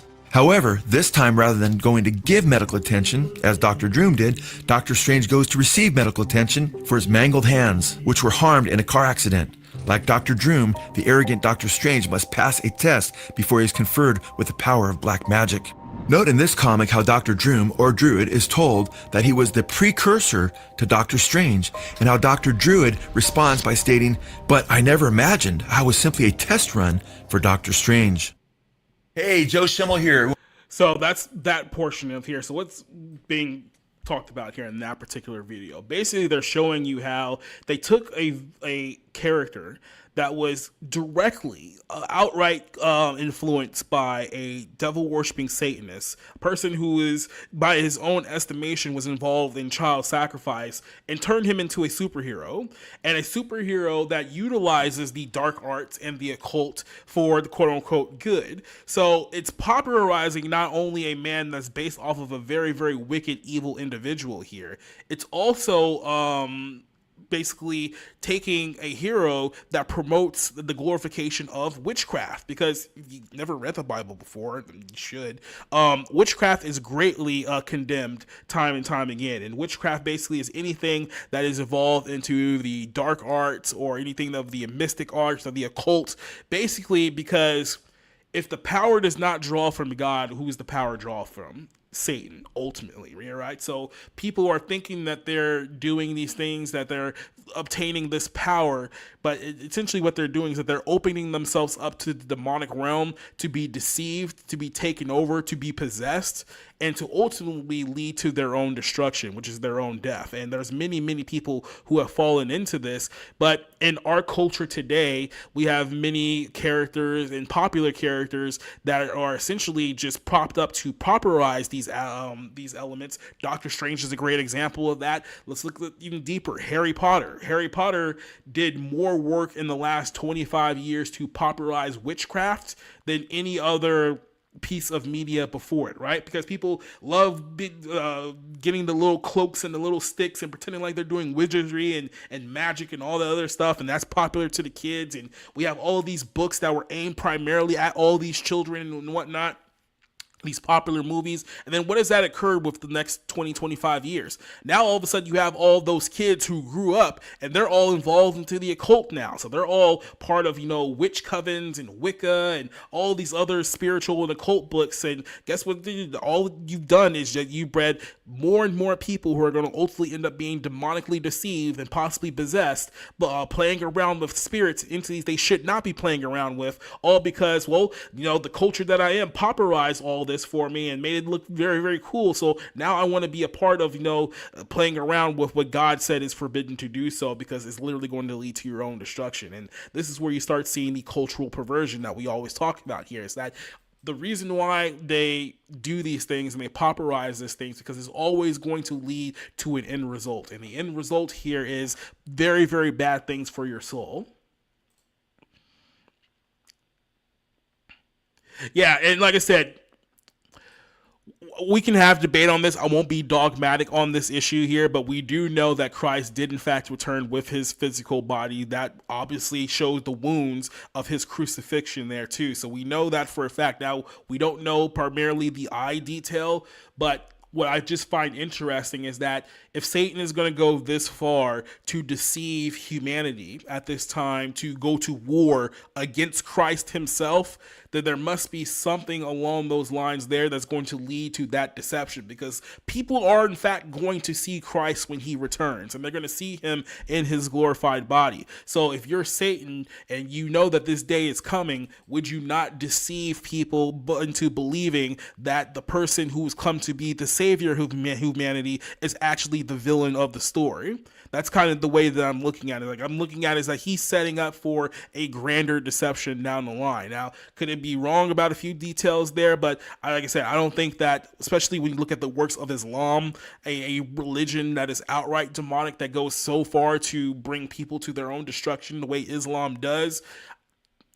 To me, I don't see any reason why he wouldn't do that, but maybe it's not entirely accurate in that aspect. But like I said, I just would not trust it. But I just find it to be a very It's interesting. just oddly specific that how our end times are described is inverted through Islam, in which all the bad things that we talk about are made into good things in Islam, which was written 600 years after Jesus told us what was up. Okay, to the point where even the mark of the beast, the one thing that Christians are told, never take the mark of the beast because it will lead to your own damnation. In Islam, they say that there's a creature called the Daba in their teachings, and that the Daba gives the mark to the true believers of Allah and changes them, and that differentiates them between the kafir, who are the non-believers. So in Islam, they're encouraged to take the mark from this beast when it rises in the last days, a complete inversion of what the Bible says. So it's like, if you're going to this many lengths to quite literally damn souls to the lake of fire,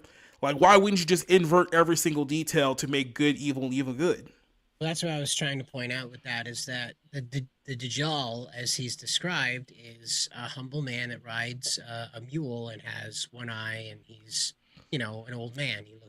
He's not a warrior, let's put it that way. Mm-hmm. And this is who the Islamists are supposed to fear. So if every other part has been inverted, why isn't this part inverted? And it's oddly specific.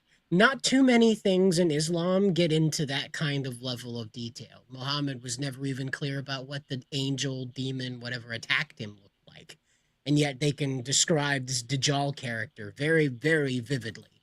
And so I'm it's always stood out to me. They don't even describe the false Jesus, Isa, with this much detail. All it's said to us is that Isa wears a gold clothes, golden robes, and he has a golden spear in which he uses to kill the unbelievers. And so that's it. And then they go so far as to describe the Dajjal this way. So it's very, I don't know if Jesus will return with one eye or not, but it is very odd that Islam makes that a sticking point for the Dajjal. Yeah.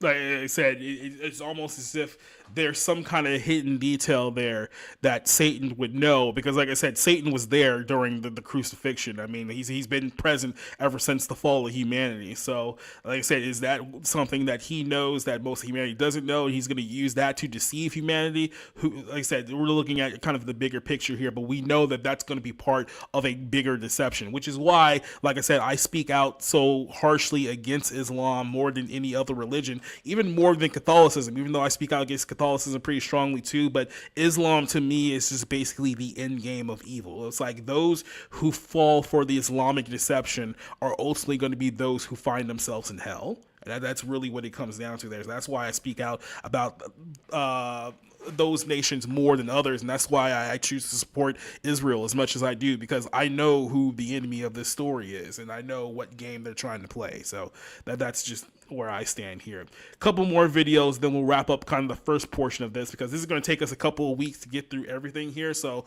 I'll save a little bit more of this for next week, but I do want to get 2 points here that will kind of lead us up to that one here.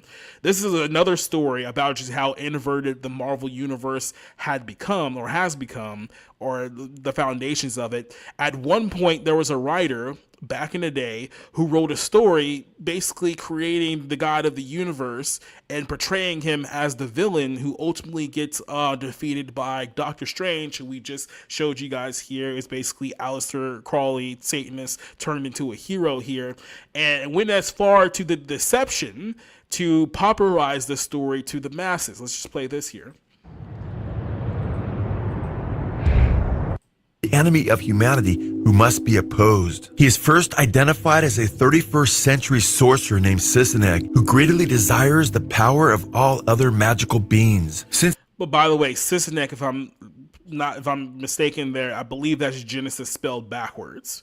So another thing that you'll make a note of here is that these are people who have to know enough of the Bible to invert it to the degree that they do. So these are not just your run-of-the-mill unbelievers who have never read the Bible in their entire lives but just know that they don't like it. These are people who know it enough to specifically go out of their way to pervert it and to twist it. Sisseneg has the ability to time travel and absorb the magical powers of other beings. He travels back through the centuries and robs each sorcerer of his power along the way. The supreme sorcerer, Doctor Strange, travels back in time following Sisseneg, trying unsuccessfully to prohibit Sisseneg at every stop from absorbing everyone else's power and becoming God. Sisseneg finally ventures all the way to the very dawn of creation and recreates the universe, becoming the god of the mainstream 616 Marvel universe. In his mission to become God, Sisseneg declares, "And once I become God, the universe and beyond shall be mine, to do with as I will. Everything will be reborn as I desire it." By recreating the entire mainstream 616 Marvel universe and having power even beyond it, as he states, he will also be God of the Marvel Omniverse, which expands from the foundational Marvel multiverse. Now, having become God and existing before the creation of all things, Sisseneg states, "I have achieved my godhood." Sisseneg, who is described by the writer as possessing all extant power and as having absorbed all power through all timelines, then recreates the entirety of the Marvel Universe, declaring, "Time turns and begins again with me. When you remember this, think not of the man called Sisseneg, but the God called Genesis." The name Genesis, of course, is an obvious reference to the first book of the Hebrew and Christian Bible, which records the creation account, known as Genesis. Doctor Strange is now shown wondering whether Sisseneg has recreated the universe all over again for the second time, or if he simply repeated the first creation. However, this is where even more blatant references to the biblical God come into play. Even before Sisseneg's recreation of the universe, he leaves his mark on the universe and planet Earth in such a way that he is obviously being portrayed as a biblical God of creation. Here we see that Marvel works in the biblical narrative of the biblical cities Sodom and Gomorrah. Here we see Sisseneg desiring to destroy Sodom and Gomorrah for what he calls their, quote, sin and degradation. In fact, we read in the Bible, in the book of Genesis, "Then the Lord said, the outcry of Sodom and Gomorrah is indeed great, and their sin is exceedingly grave." Under the backdrop of what is portrayed as Sisseneg's unmerciful character, Doctor Strange is made to look like a compassionate good guy. Doctor Strange pleads with Sisseneg not to destroy Sodom and Gomorrah, claiming that their sin isn't really that bad and that he doesn't. So I want you guys to understand here, this is Gnostic perversion to a T. It's literally creating an evil character, portraying him as good, taking a good character, portraying them as evil, and then retelling the story so that you sympathize with evil and then hate good. And this is just on a small scale in a comic book, but think about how many movies and shows and music and so on and so forth does this very thing that you consume every other day, and most people think nothing of it. But they're basically just being force-fed time and time again, Gnostic propaganda, to the point where you wonder why you have so many people in this world who hate God as much as they do, who hate the God that they pretend like doesn't actually exist, but they have nothing but contempt towards, because they're quite literally consuming product and considering quote-unquote entertainment that does nothing but portray God as the bad guy. Don't really know them. Nevertheless, in the next panels, we see that Sissenegg is destroying Sodom and Gomorrah with fire and brimstone. The biblical book of Genesis states in chapter 19 that, quote, "Then the Lord rained down burning sulfur on Sodom and Gomorrah from the Lord out of the heavens." We also read in Genesis chapter 19 that Lot and his family escaped, but Lot's wife looked back and was destroyed by the Lord. In Marvel's Gnostic version of the story, the parallels are absolutely undeniable, as we see Lot and his family in the first panel escaping the judgment, with Lot warning his wife in the next panel, "Do not look back, wife. We must put our time of wickedness from our minds." Then we also see Sissenegg create an Eden-like garden with two ape-like hominids, which are supposed to be Adam and Eve. Note the apple in the lower right side of the panel. Marvel's Steve Englehart, who authored this evil Gnostic version of the creation account, is twisting the one true God, the righteous and loving, uncreated creator of all things, into an evil, power-hungry sorcerer who became God. How could Steve Englehart so twist the truth about who God is? Believe it or not, as we shall see, Englehart had been a disciple of Satanist Aleister Crowley and even a member of his satanic cult known as Ordo Templi Orientis, or OTO. When Marvel's Stan Lee, the executive vice president and publisher of Marvel Comics, read the wicked narrative that depicted the one true God, the creator, as evil, and worried about the public outcry over such an obvious attack on God, he demanded that the writer, Steve Englehart, and comic artist, Frank Brunner, do an immediate retraction. However, Brunner later acknowledged that he and Englehart flat out lied to Lee and wrote a fake fan letter from a fake minister praising the comic, trying to demonstrate to Lee that it would be acceptable to publicly condemn God. Frank Brunner admitted when the book came out, Stan Lee finally got hold of it. And I don't know, somebody pointed it out or he read it and he wrote us a letter saying, "We can't do God. You're going to have to print in the letters column a retraction saying that this is not the God, this is just a God." Steve and I said, "Oh, come on, this is the whole point of the story. If we did that retraction of God, this is meaningless." So Steve happened to be on his way to Texas for something. This is when we were in California, and we cooked up this plot. We wrote a letter from a Reverend Billingsley in Texas, a fictional person, saying that one of the children in his parish brought him the comic book, and he was astounded and thrilled by it. And he said, "Wow, this is the best comic book I've ever read." And we signed it, Reverend so-and-so, Austin, Texas. And when Steve was in Texas, he mailed the letter so it had the proper postmark. Then we got a phone call from Roy, and he said, "Hey, about that retraction, I'm going to send you a letter. And instead of the retraction, I want you to print this letter." And it was our letter. We printed our letter. It shouldn't be too much of a shock that two admitted liars and deceivers in Englehart and Brunner not only deceived Stan Lee and the public by printing a fake fan letter from a fake pastor praising the comic that portrayed God as evil, but that they portrayed the sorcerer, Dr. Strange, as the good guy who really just wanted to save humanity from God. Now, folks, this makes sense because guess what? Both Steve Englehart and Frank Brenner were heavily influenced by the Satanist Aleister Crowley. So basically, in case you didn't follow that, the two guys who wrote that blasphemous story knew exactly what they were doing, and we went as far to create a fake letter to deceive Stan Lee into keeping the story in print and then mass printing it as well. So this is how far these people will go to deceive you. This is why there's a lot of people out there who think that, you know, these things are just ambiguous or it's coincidence. It's like, no, you have just evil people out there who will stop at nothing to deceive you into their worldview. And as I mentioned earlier, there's quite literally a major spiritual war happening here that a lot of people just are completely either oblivious to or blind to. Some choose to be blind by their own volition here, but very much so, there is a war for your soul out there. If you're not paying attention, you're going to end up on the wrong side of that war. And yeah, this is how evil and wicked these people are. Like I said, they're all influenced by the same evil and wicked people. Real quick before we kind of get your final thoughts here on that story, I want to play just a little bit of this, and then this is going to lead us to our part 2 next week. As part 2, I want to look primarily at the Marvel movies rather than the Marvel comics, but this is what's going to kind of lead us in here, because if you notice, I'll talk about this here in a second, but this is essentially based on a recent comic book that has essentially kind of tweaked the origin story just a little bit for Tony Stark, saying that, well, what if Tony Stark was actually the son of Satan rather than just, billionaire, playboy, philanthropist, all that good stuff here too. And you'll find something very interesting here in this story here as well, but I'll play this. And would likely not be fans of Marvel had they known that not only does Marvel have Spider-Man make a pact with the devil, but they have also relatively recently portrayed Iron Man as being the son of Satan in Marvel canon. This is especially significant because Marvel has built the entire Marvel Cinematic Universe around Iron Man, the godfather of the Marvel characters, who they rolled out as their main hero in 2008 with the first Iron Man movie. Iron Man would later play the central role of saving the world from Thanos in Avengers Endgame.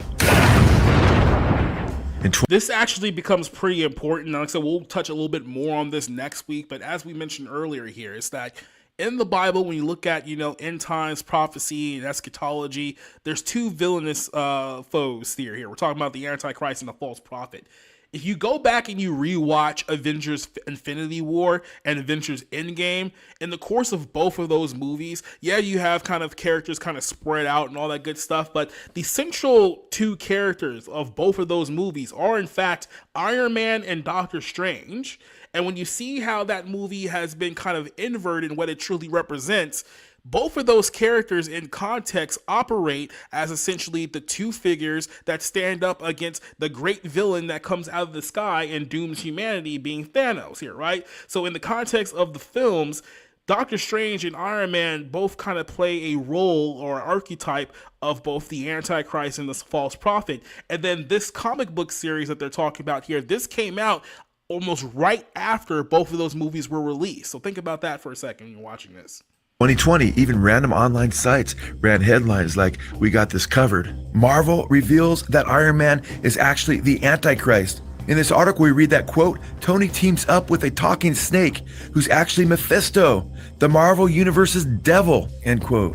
Others like menshealth.com ran the headline, Marvel Comics just casually revealed that Iron Man is the Antichrist, stating in their article, quote, Marvel dropped a bombshell in a new issue of the Avengers comic, end quote.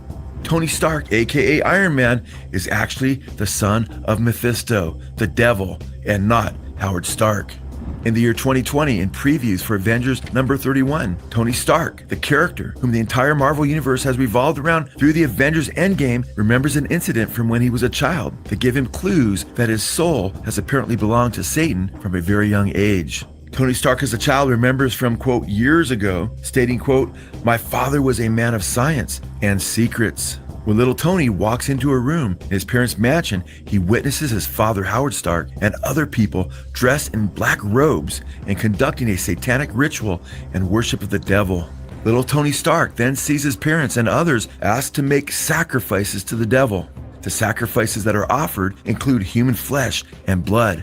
Others are depicted as offering their very souls. Tony is then greeted by one who is referred to as the devil, and Tony declares, that was the night I saw the face of the devil.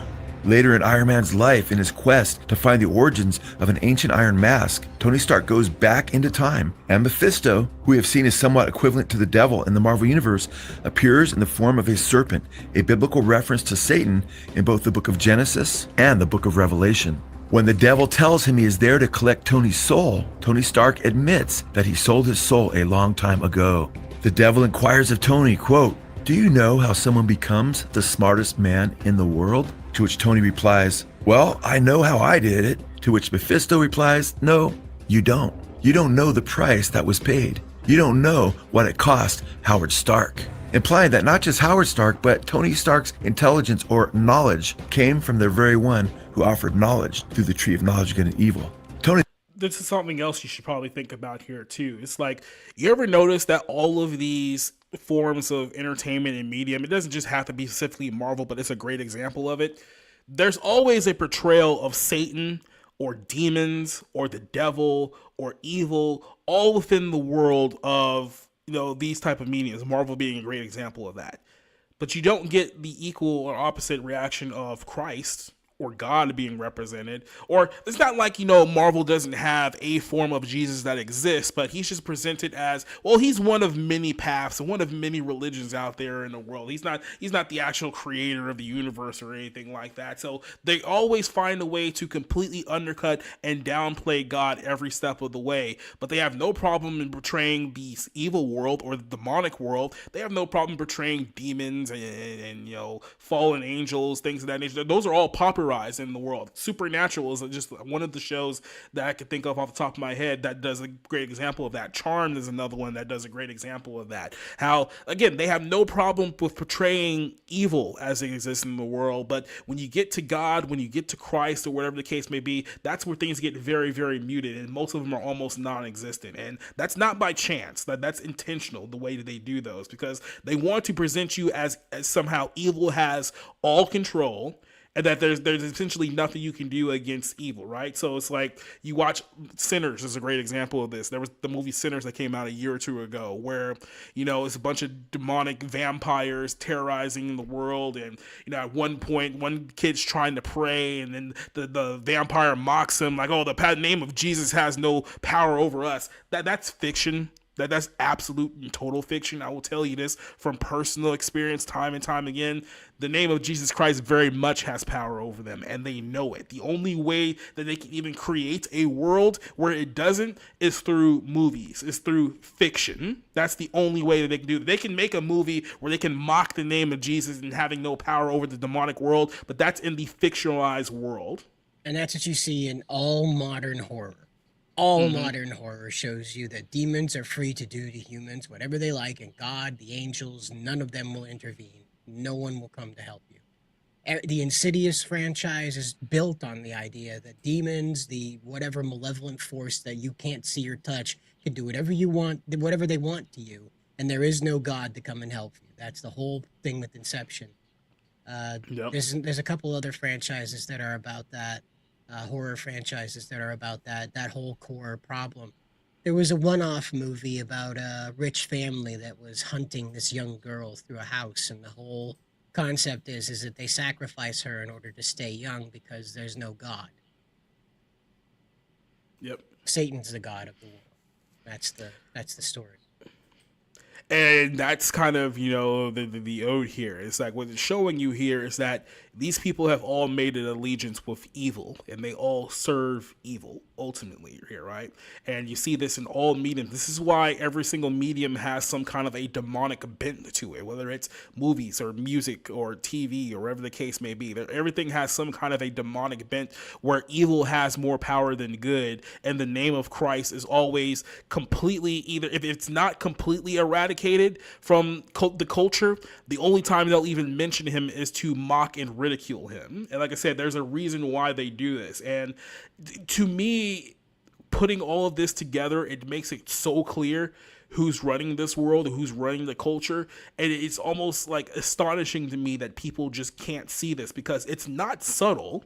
Like, nothing about what these people are doing here are subtle in any way, shape, or form. It's like, if you know exactly what it is, and Henry made a great point to this earlier too, it's like, if you know the word, you can see it happening every single day in our world, but you just got a lot of people who don't believe in anything of God, does not believe in the word of God, so all of this just goes right over their heads. So they just think that you're Looney Tunes when you point this stuff out, when the truth couldn't be more plainly in their face. Yeah, aliens are repelled in the name of Jesus because they're actually demons, when we portray them as entities from our realm, right? What was that movie, Disclosure Day, that Steven Spielberg just put out about a month or two ago, where he's trying to normalize Everybody forgot about already? Yeah. But the whole point of that movie is to normalize the idea between interactions between humans and quote-unquote aliens, as they're told here, right? But many people have told the story that those who quote-unquote have contact with aliens, they don't like hearing the name Jesus Christ, right? And they react very, very negatively to people saying that name. And like I said, I don't know how much more, what's the right term, extra biblical evidence you need to figure out that this is all real, that it's all happening in your face. But a lot of people just choose to look the other way, because there's a lot of people who won't accept the fact that there are people who have sided with evil. There are people out there who worship Satan and worship demons, so on and so forth, because the exception of that reality means that, okay, if they're doing all of this in the name of evil and evil truly exists, then the reverse must be true too. That must mean that God actually exists, that Christ actually exists, and there's a opposite side of good to combat the side of evil. But they, in their hearts, reject good, so they will also reject evil if it leads them to the conclusion they can also reject good too. And that, to me, is even worse. That's you coming to the realization that you know that there's a battle between good and evil, but you're still opting not to side with good because in your heart there's still evil that exists. And that to me is even worse than just being completely ignorant of everything. And that describes far too many people in our world than we would like to admit. Then finds out that his dad became the smartest man in the world, not by selling his own soul, but at the price of Howard Stark's firstborn son's soul, that of Tony Stark himself. According to Marvel, Tony Stark finds out that he is really the son of Satan. Mephisto, the ruler of demons, says, quote, "You belong to me, little Stark, no matter the era. Why do you think Howard adopted you? You were the price he had to pay. Look into my eyes, Tony. You know me. I'm your real father." Later in the story, Tony Stark implies that he would finally and willingly join the devil, stating, quote, "I know the devil will be back for one last temptation. And if you can't beat him, well, you know what they say," implying that if you cannot beat him, he will join him. Tony Stark, even though Marvel at times likes to promote him as an atheist, further says that he has always believed in the devil, stating, quote, "Ever since he was the guest of honor at my dad's party." Marvel portrays Tony Stark as kind of minimizing the seriousness of finding out that he's the Antichrist, the son of Satan, as though it's all just kind of part of growing up. They have Tony Stark say, quote, "Finding out your father is the head of some kind of secret satanic millionaires club, I suppose that's part of growing up." Satan tells Tony to... That's another thing that, I'm sorry, this is just me picking apart kind of storyline here. If we're being intellectually consistent here, how can you be an atheist if you know without a shadow of a doubt Satan exists? How can you then continue on to be an atheist based on that knowledge alone, right? Because you're basically saying the devil is real. I've seen him. I've talked to him, but I still don't believe that God is like, what? How do you even come to that conclusion from someone who's in canon of the series is supposed to be smart? Well, take this too. The smartest man in the world, Tony's an engineering genius. He's not a magic genius. He can't do Doctor Strange's job.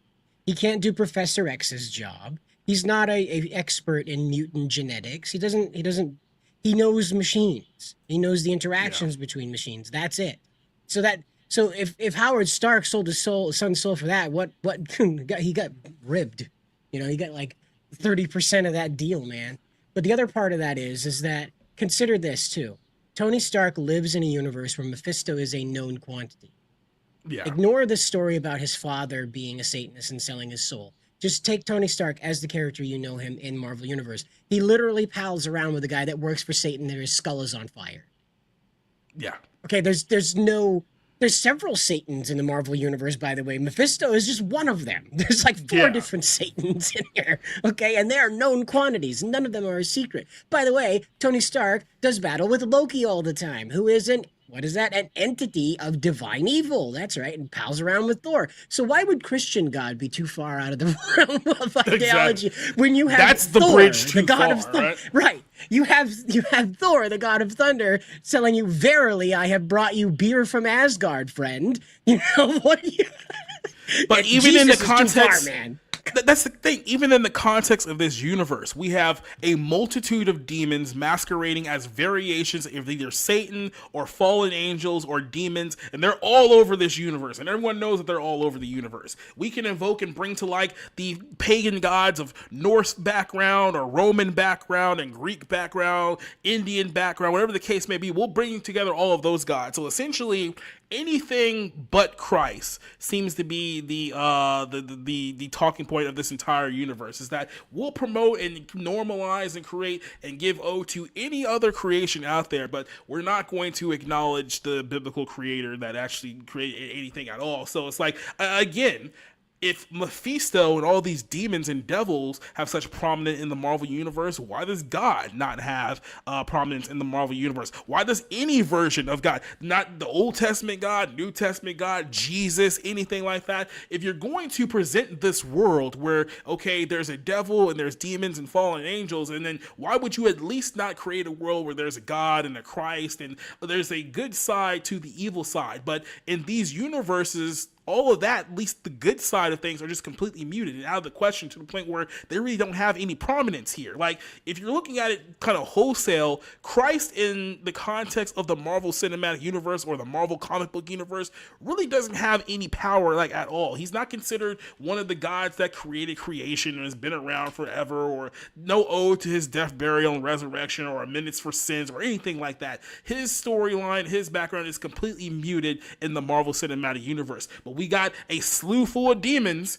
We got every demon you can have, every Gnostic demon, every pagan demon. They're all there. They all got power. We'll bring together all the Norse gods and the Greek gods, who are basically just the fallen angels and Nephilim that were based off of ancient times and mythological times. We'll put all of them in there. So basically, all of the rebellious creatures who are enemies of God, they'll get play, they'll get promotion, but nothing for the God who created the entire universe. And that's the world that exists in Marvel here, right? And like I said, Marvel is just kind of if you want to say a microscope of a much bigger problem in entertainment, because you can apply the same logic to many other very, very popular mediums. Like I said, DC is no stranger to this either, if we're being honest with ourselves, just in the comic book realm, but there's many franchises and movies and television and comics that operate under the same light. They'll give all the old to evil and none of it to God whatsoever, because these are the people who are creating these stories here, people who are self-admitted students of Satanism. And they're the ones who are creating all this. So, of course, they're not going to give you an accurate or positive or portrayal of a God or of Christ, because they're enemy. They're opposition of him. So they're not going to give him any odd whatsoever. And then this is what people consume as, quote unquote, their entertainment. And then when people point this out, you're like, oh, you're crazy. You don't know what you're talking about. It's like, you're just blind. And that's really what it comes down to. So we're going to stop here for this episode here.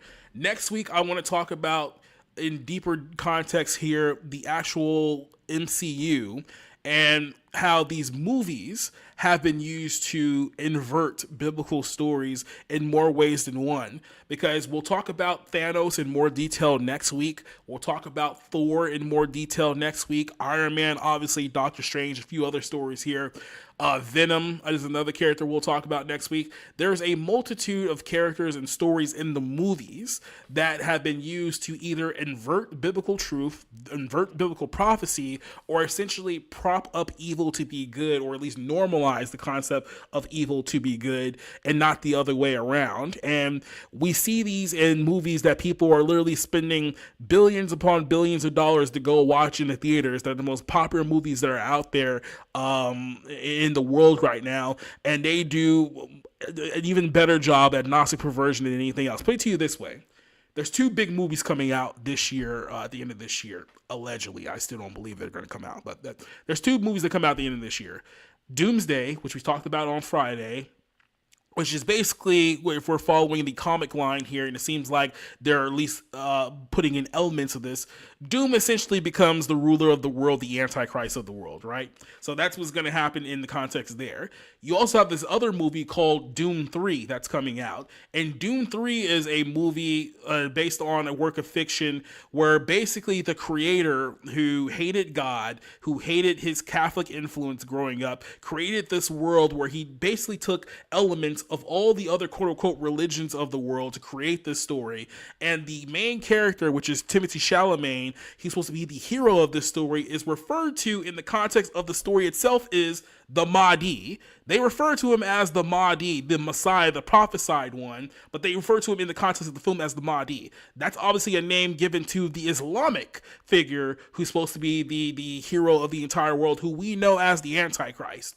So essentially, the two biggest movies of this year, 2026, coming all the way down to December as it stands, are two movies that promote blatantly Antichrist. What was the word that I want to use here? Basically, Antichrist figures, and presenting them in the context of fiction. And people are just going to go to the movie theaters and consume both of these acts of fictions, not realizing that there's a greater story being told here. That you guys understand that what Hollywood is doing is that they're just popularizing evil and getting you to consume it and getting you to quite literally cheer for in the theaters evil. So you're going here in IMAX to root for a character referred to as the Mahdi, and you're rooting for his success to win because the story has framed him as the good guy. And you go up there thinking that, oh, that was entertaining, not understanding what they're actually doing to you in plain view. My camera keeps freezing, but he's a good guy that's going to wage a intergalactic jihad, by the way. Mm-hmm. And that to me was like when I learned that a couple of years ago when the second Dune movie came out, because I didn't care much for the first Dune movie. I actually hated the first Dune movie. I saw the second one. It wasn't much better than the first one. At least things actually happened. But when I learned about that whole story, I actually dug into the guy who wrote the original story, not the film story, but the original story it was based off of. And like I said, this is a guy who was raised Catholic, but hated God, hated his Catholic sisters and his mothers. I think he even put them in some kind of archetype into the movie itself. Like the witch characters that are in that movie are supposed to be representation of the women who he grew up with in the Catholic Church. And then basically he just stole all these elements from all these Eastern satanic religions and then baked them into this story for Dune. So there's elements of false religion and demonic religion that are all incorporated into the story that they're just using. And like I said, the main character of that story is quote unquote the Mahdi. And I was like, what are we doing here? I wonder if there's a Muslim investor in that story. It wouldn't surprise me if there was. Well, and again, it's a desert story as well, so it's very hard for Europeans and Americans to relate to that if you don't live in Nevada or Arizona, I guess. But that's, you know, it's a story meant to enshrine Islamic values, because again, you have to understand too that in the post-Afghan Iraq War and the time of the Iran War, this is another the Atreides family where Paul comes from, yeah, and the Harkonnens, the competitive there, they're both competing to take advantage of the land that belonged to the Fremen, and guess what? That planet is a desert planet. What else is a desert planet? That's right, Afghanistan, Iraq, the Middle East, and guess what? The presence of the U.S. military, and people call that imperialism. Oh, look at that! So guess what the movie's actually about? U.S. imperialism. That's why Zendaya signed on to it. That's why Timothée Chalamet signed on to it, and that's why they're throwing every last bit of cash they can at it. When nobody, like Dune again, as a story itself, when you're actually reading the book, very, very hard to get through. Very, very hard. It's very dry. It wants to dwell on a lot of philosophical it's almost things. As if this is like the Quran. Well, it's close. You know, it could in far distant future, people could confuse it for a religion. It's very much meant to capture a Christ-like figure that emerged from Islam that never came to be. It's very much meant to kind of tell that story, but it is very. It's very hard to relate to if you're, you know, European descended or have like, you know, you're used to America's greenery and how we function in a U.S. society. And so when you're reading the book itself, a lot of people get kind of like tied up in the politics of the story, because that's really the only thing that happens. The rest of it is just agonizing over the fact that these sand people can't have their sand planet with the sandworms. It's so hard. It's so hard to get through. And if you're a fan of Dune, I don't hate you. I don't think you're stupid or anything like that. I just can't get through it, man. I've tried so hard. It is drier than wiping your butt with sandpaper. It's pretty rough. And like I said, I saw the first movie and I I think I fell asleep at one point and didn't even bother to go back and watch it. So then people in our cinema circle acts like it's one of the greatest cinematic achievements of like all time. And I was like, what film were you guys watching? Vistas. Look at all the vistas. Remember that was the big thing for The Last Jedi? The vistas, everybody. Remember the vistas? It's going to be a long one, but like I said, real quick before we get out of here, so what's kind of your summarized thoughts on all of these things, kind of looking at the origins of the Marvel Universe? And like I said, there's so much more that we can go through here, but I kind of just want to get the centralized idea that, hey, look, guys, a lot of your favorite comic book characters have very dark and sinister origins because they were written by very dark and sinister people, and you've just been blindly consuming this stuff for years, never thinking about what this stuff is actually based off of. So then when somebody tells you, by the way, you guys realize that this is basically an Antichrist character, right? You go, oh, you're just being one of those crazy Christian people. It's like, you think everything, it's like, no, like they said it themselves. Like they're not hiding it, it's from their own words. But yeah, you unpack this on a massive scale here, and it'll start blowing your mind. But what's kind of your take on what we went over here tonight? Well, I'm not really surprised by any of it, but it is a lot of layers to it. It's not as simple as like copy paste. They really tried to make this character work. They really tried to integrate the level of Satan into these characters. It wasn't just like rolling a dice. They were very committed to destroying the identity of God, so much so that they falsified a letter and went to Texas to mail it. They wouldn't just say like, yeah, no, this isn't the real God, because apparently that's a bridge too far for people who draw superhero man parts and superhero man butts for a living. That's a bridge too far, so. Yeah, it's like I said, we'll talk about this in more detail next week, but there's some things that in the recent movies that really opened my eye to a lot of things, especially when it comes to in relations of Thor, of Iron Man, of Doctor Strange. We'll talk about this here next week here too. It's like you start realizing here that there's real wickedness in the world that's happening today. And if you don't see it, it's very easy to get caught up in it. But for those who are just purposely blind, you have absolutely no idea where you're being drawn to. And that, like I said, you're just playing a very, very dangerous game with your soul. And at the end of the day, there won't be anyone who will even have the ability to say that, well, I didn't know, that if only someone had told me. You can't play the ignorant game, especially with the stuff we're talking about here today. It's going to get pretty intense here as time goes on. But that's going to be for part 2 of this discussion here next week. Letting you guys know what we got coming up here. We got another episode of The Bar Room coming up on Friday. Go back and check out Friday's episode of The Bar Room. We went a little long. It was a little bit of a long episode, but we went through a whole range of topics. We talked about the movie things that are happening right now. We talked about everything from Fruity Pebble fried shrimp, which was an abomination. We did that as well. We talked about a few topics of a few individuals as well. So go check out last Friday's episode. It was pretty fun, even though it was a little bit long. On the site, I'll be working on the episode of 511 tonight, and hopefully I'll have that up for tomorrow. Again, I worked on my own Marvel trailer that is up on the site here too, so you guys can go check that out on your own time. And that's pretty much what I got going on. Anything for you, Cider? Nope. Just stay between the lines, folks. Yeah, right. Trust me, we all need to see it stay between the lines to some degree. That's true. But until then, we'll see you guys next week. Adios, goodbye, and good night.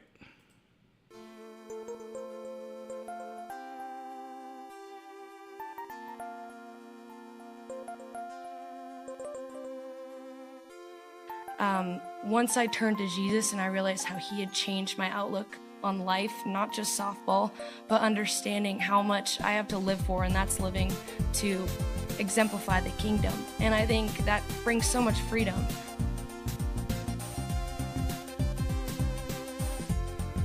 David, I know share a strong faith. How does that help you on a night like tonight? It's everything. Christ's resurrection is everything. Not just his life, but his death and resurrection. You can only get that through him, the Holy Spirit only through him. No false prophets, no Muhammad, no anyone else. Only Jesus Christ himself.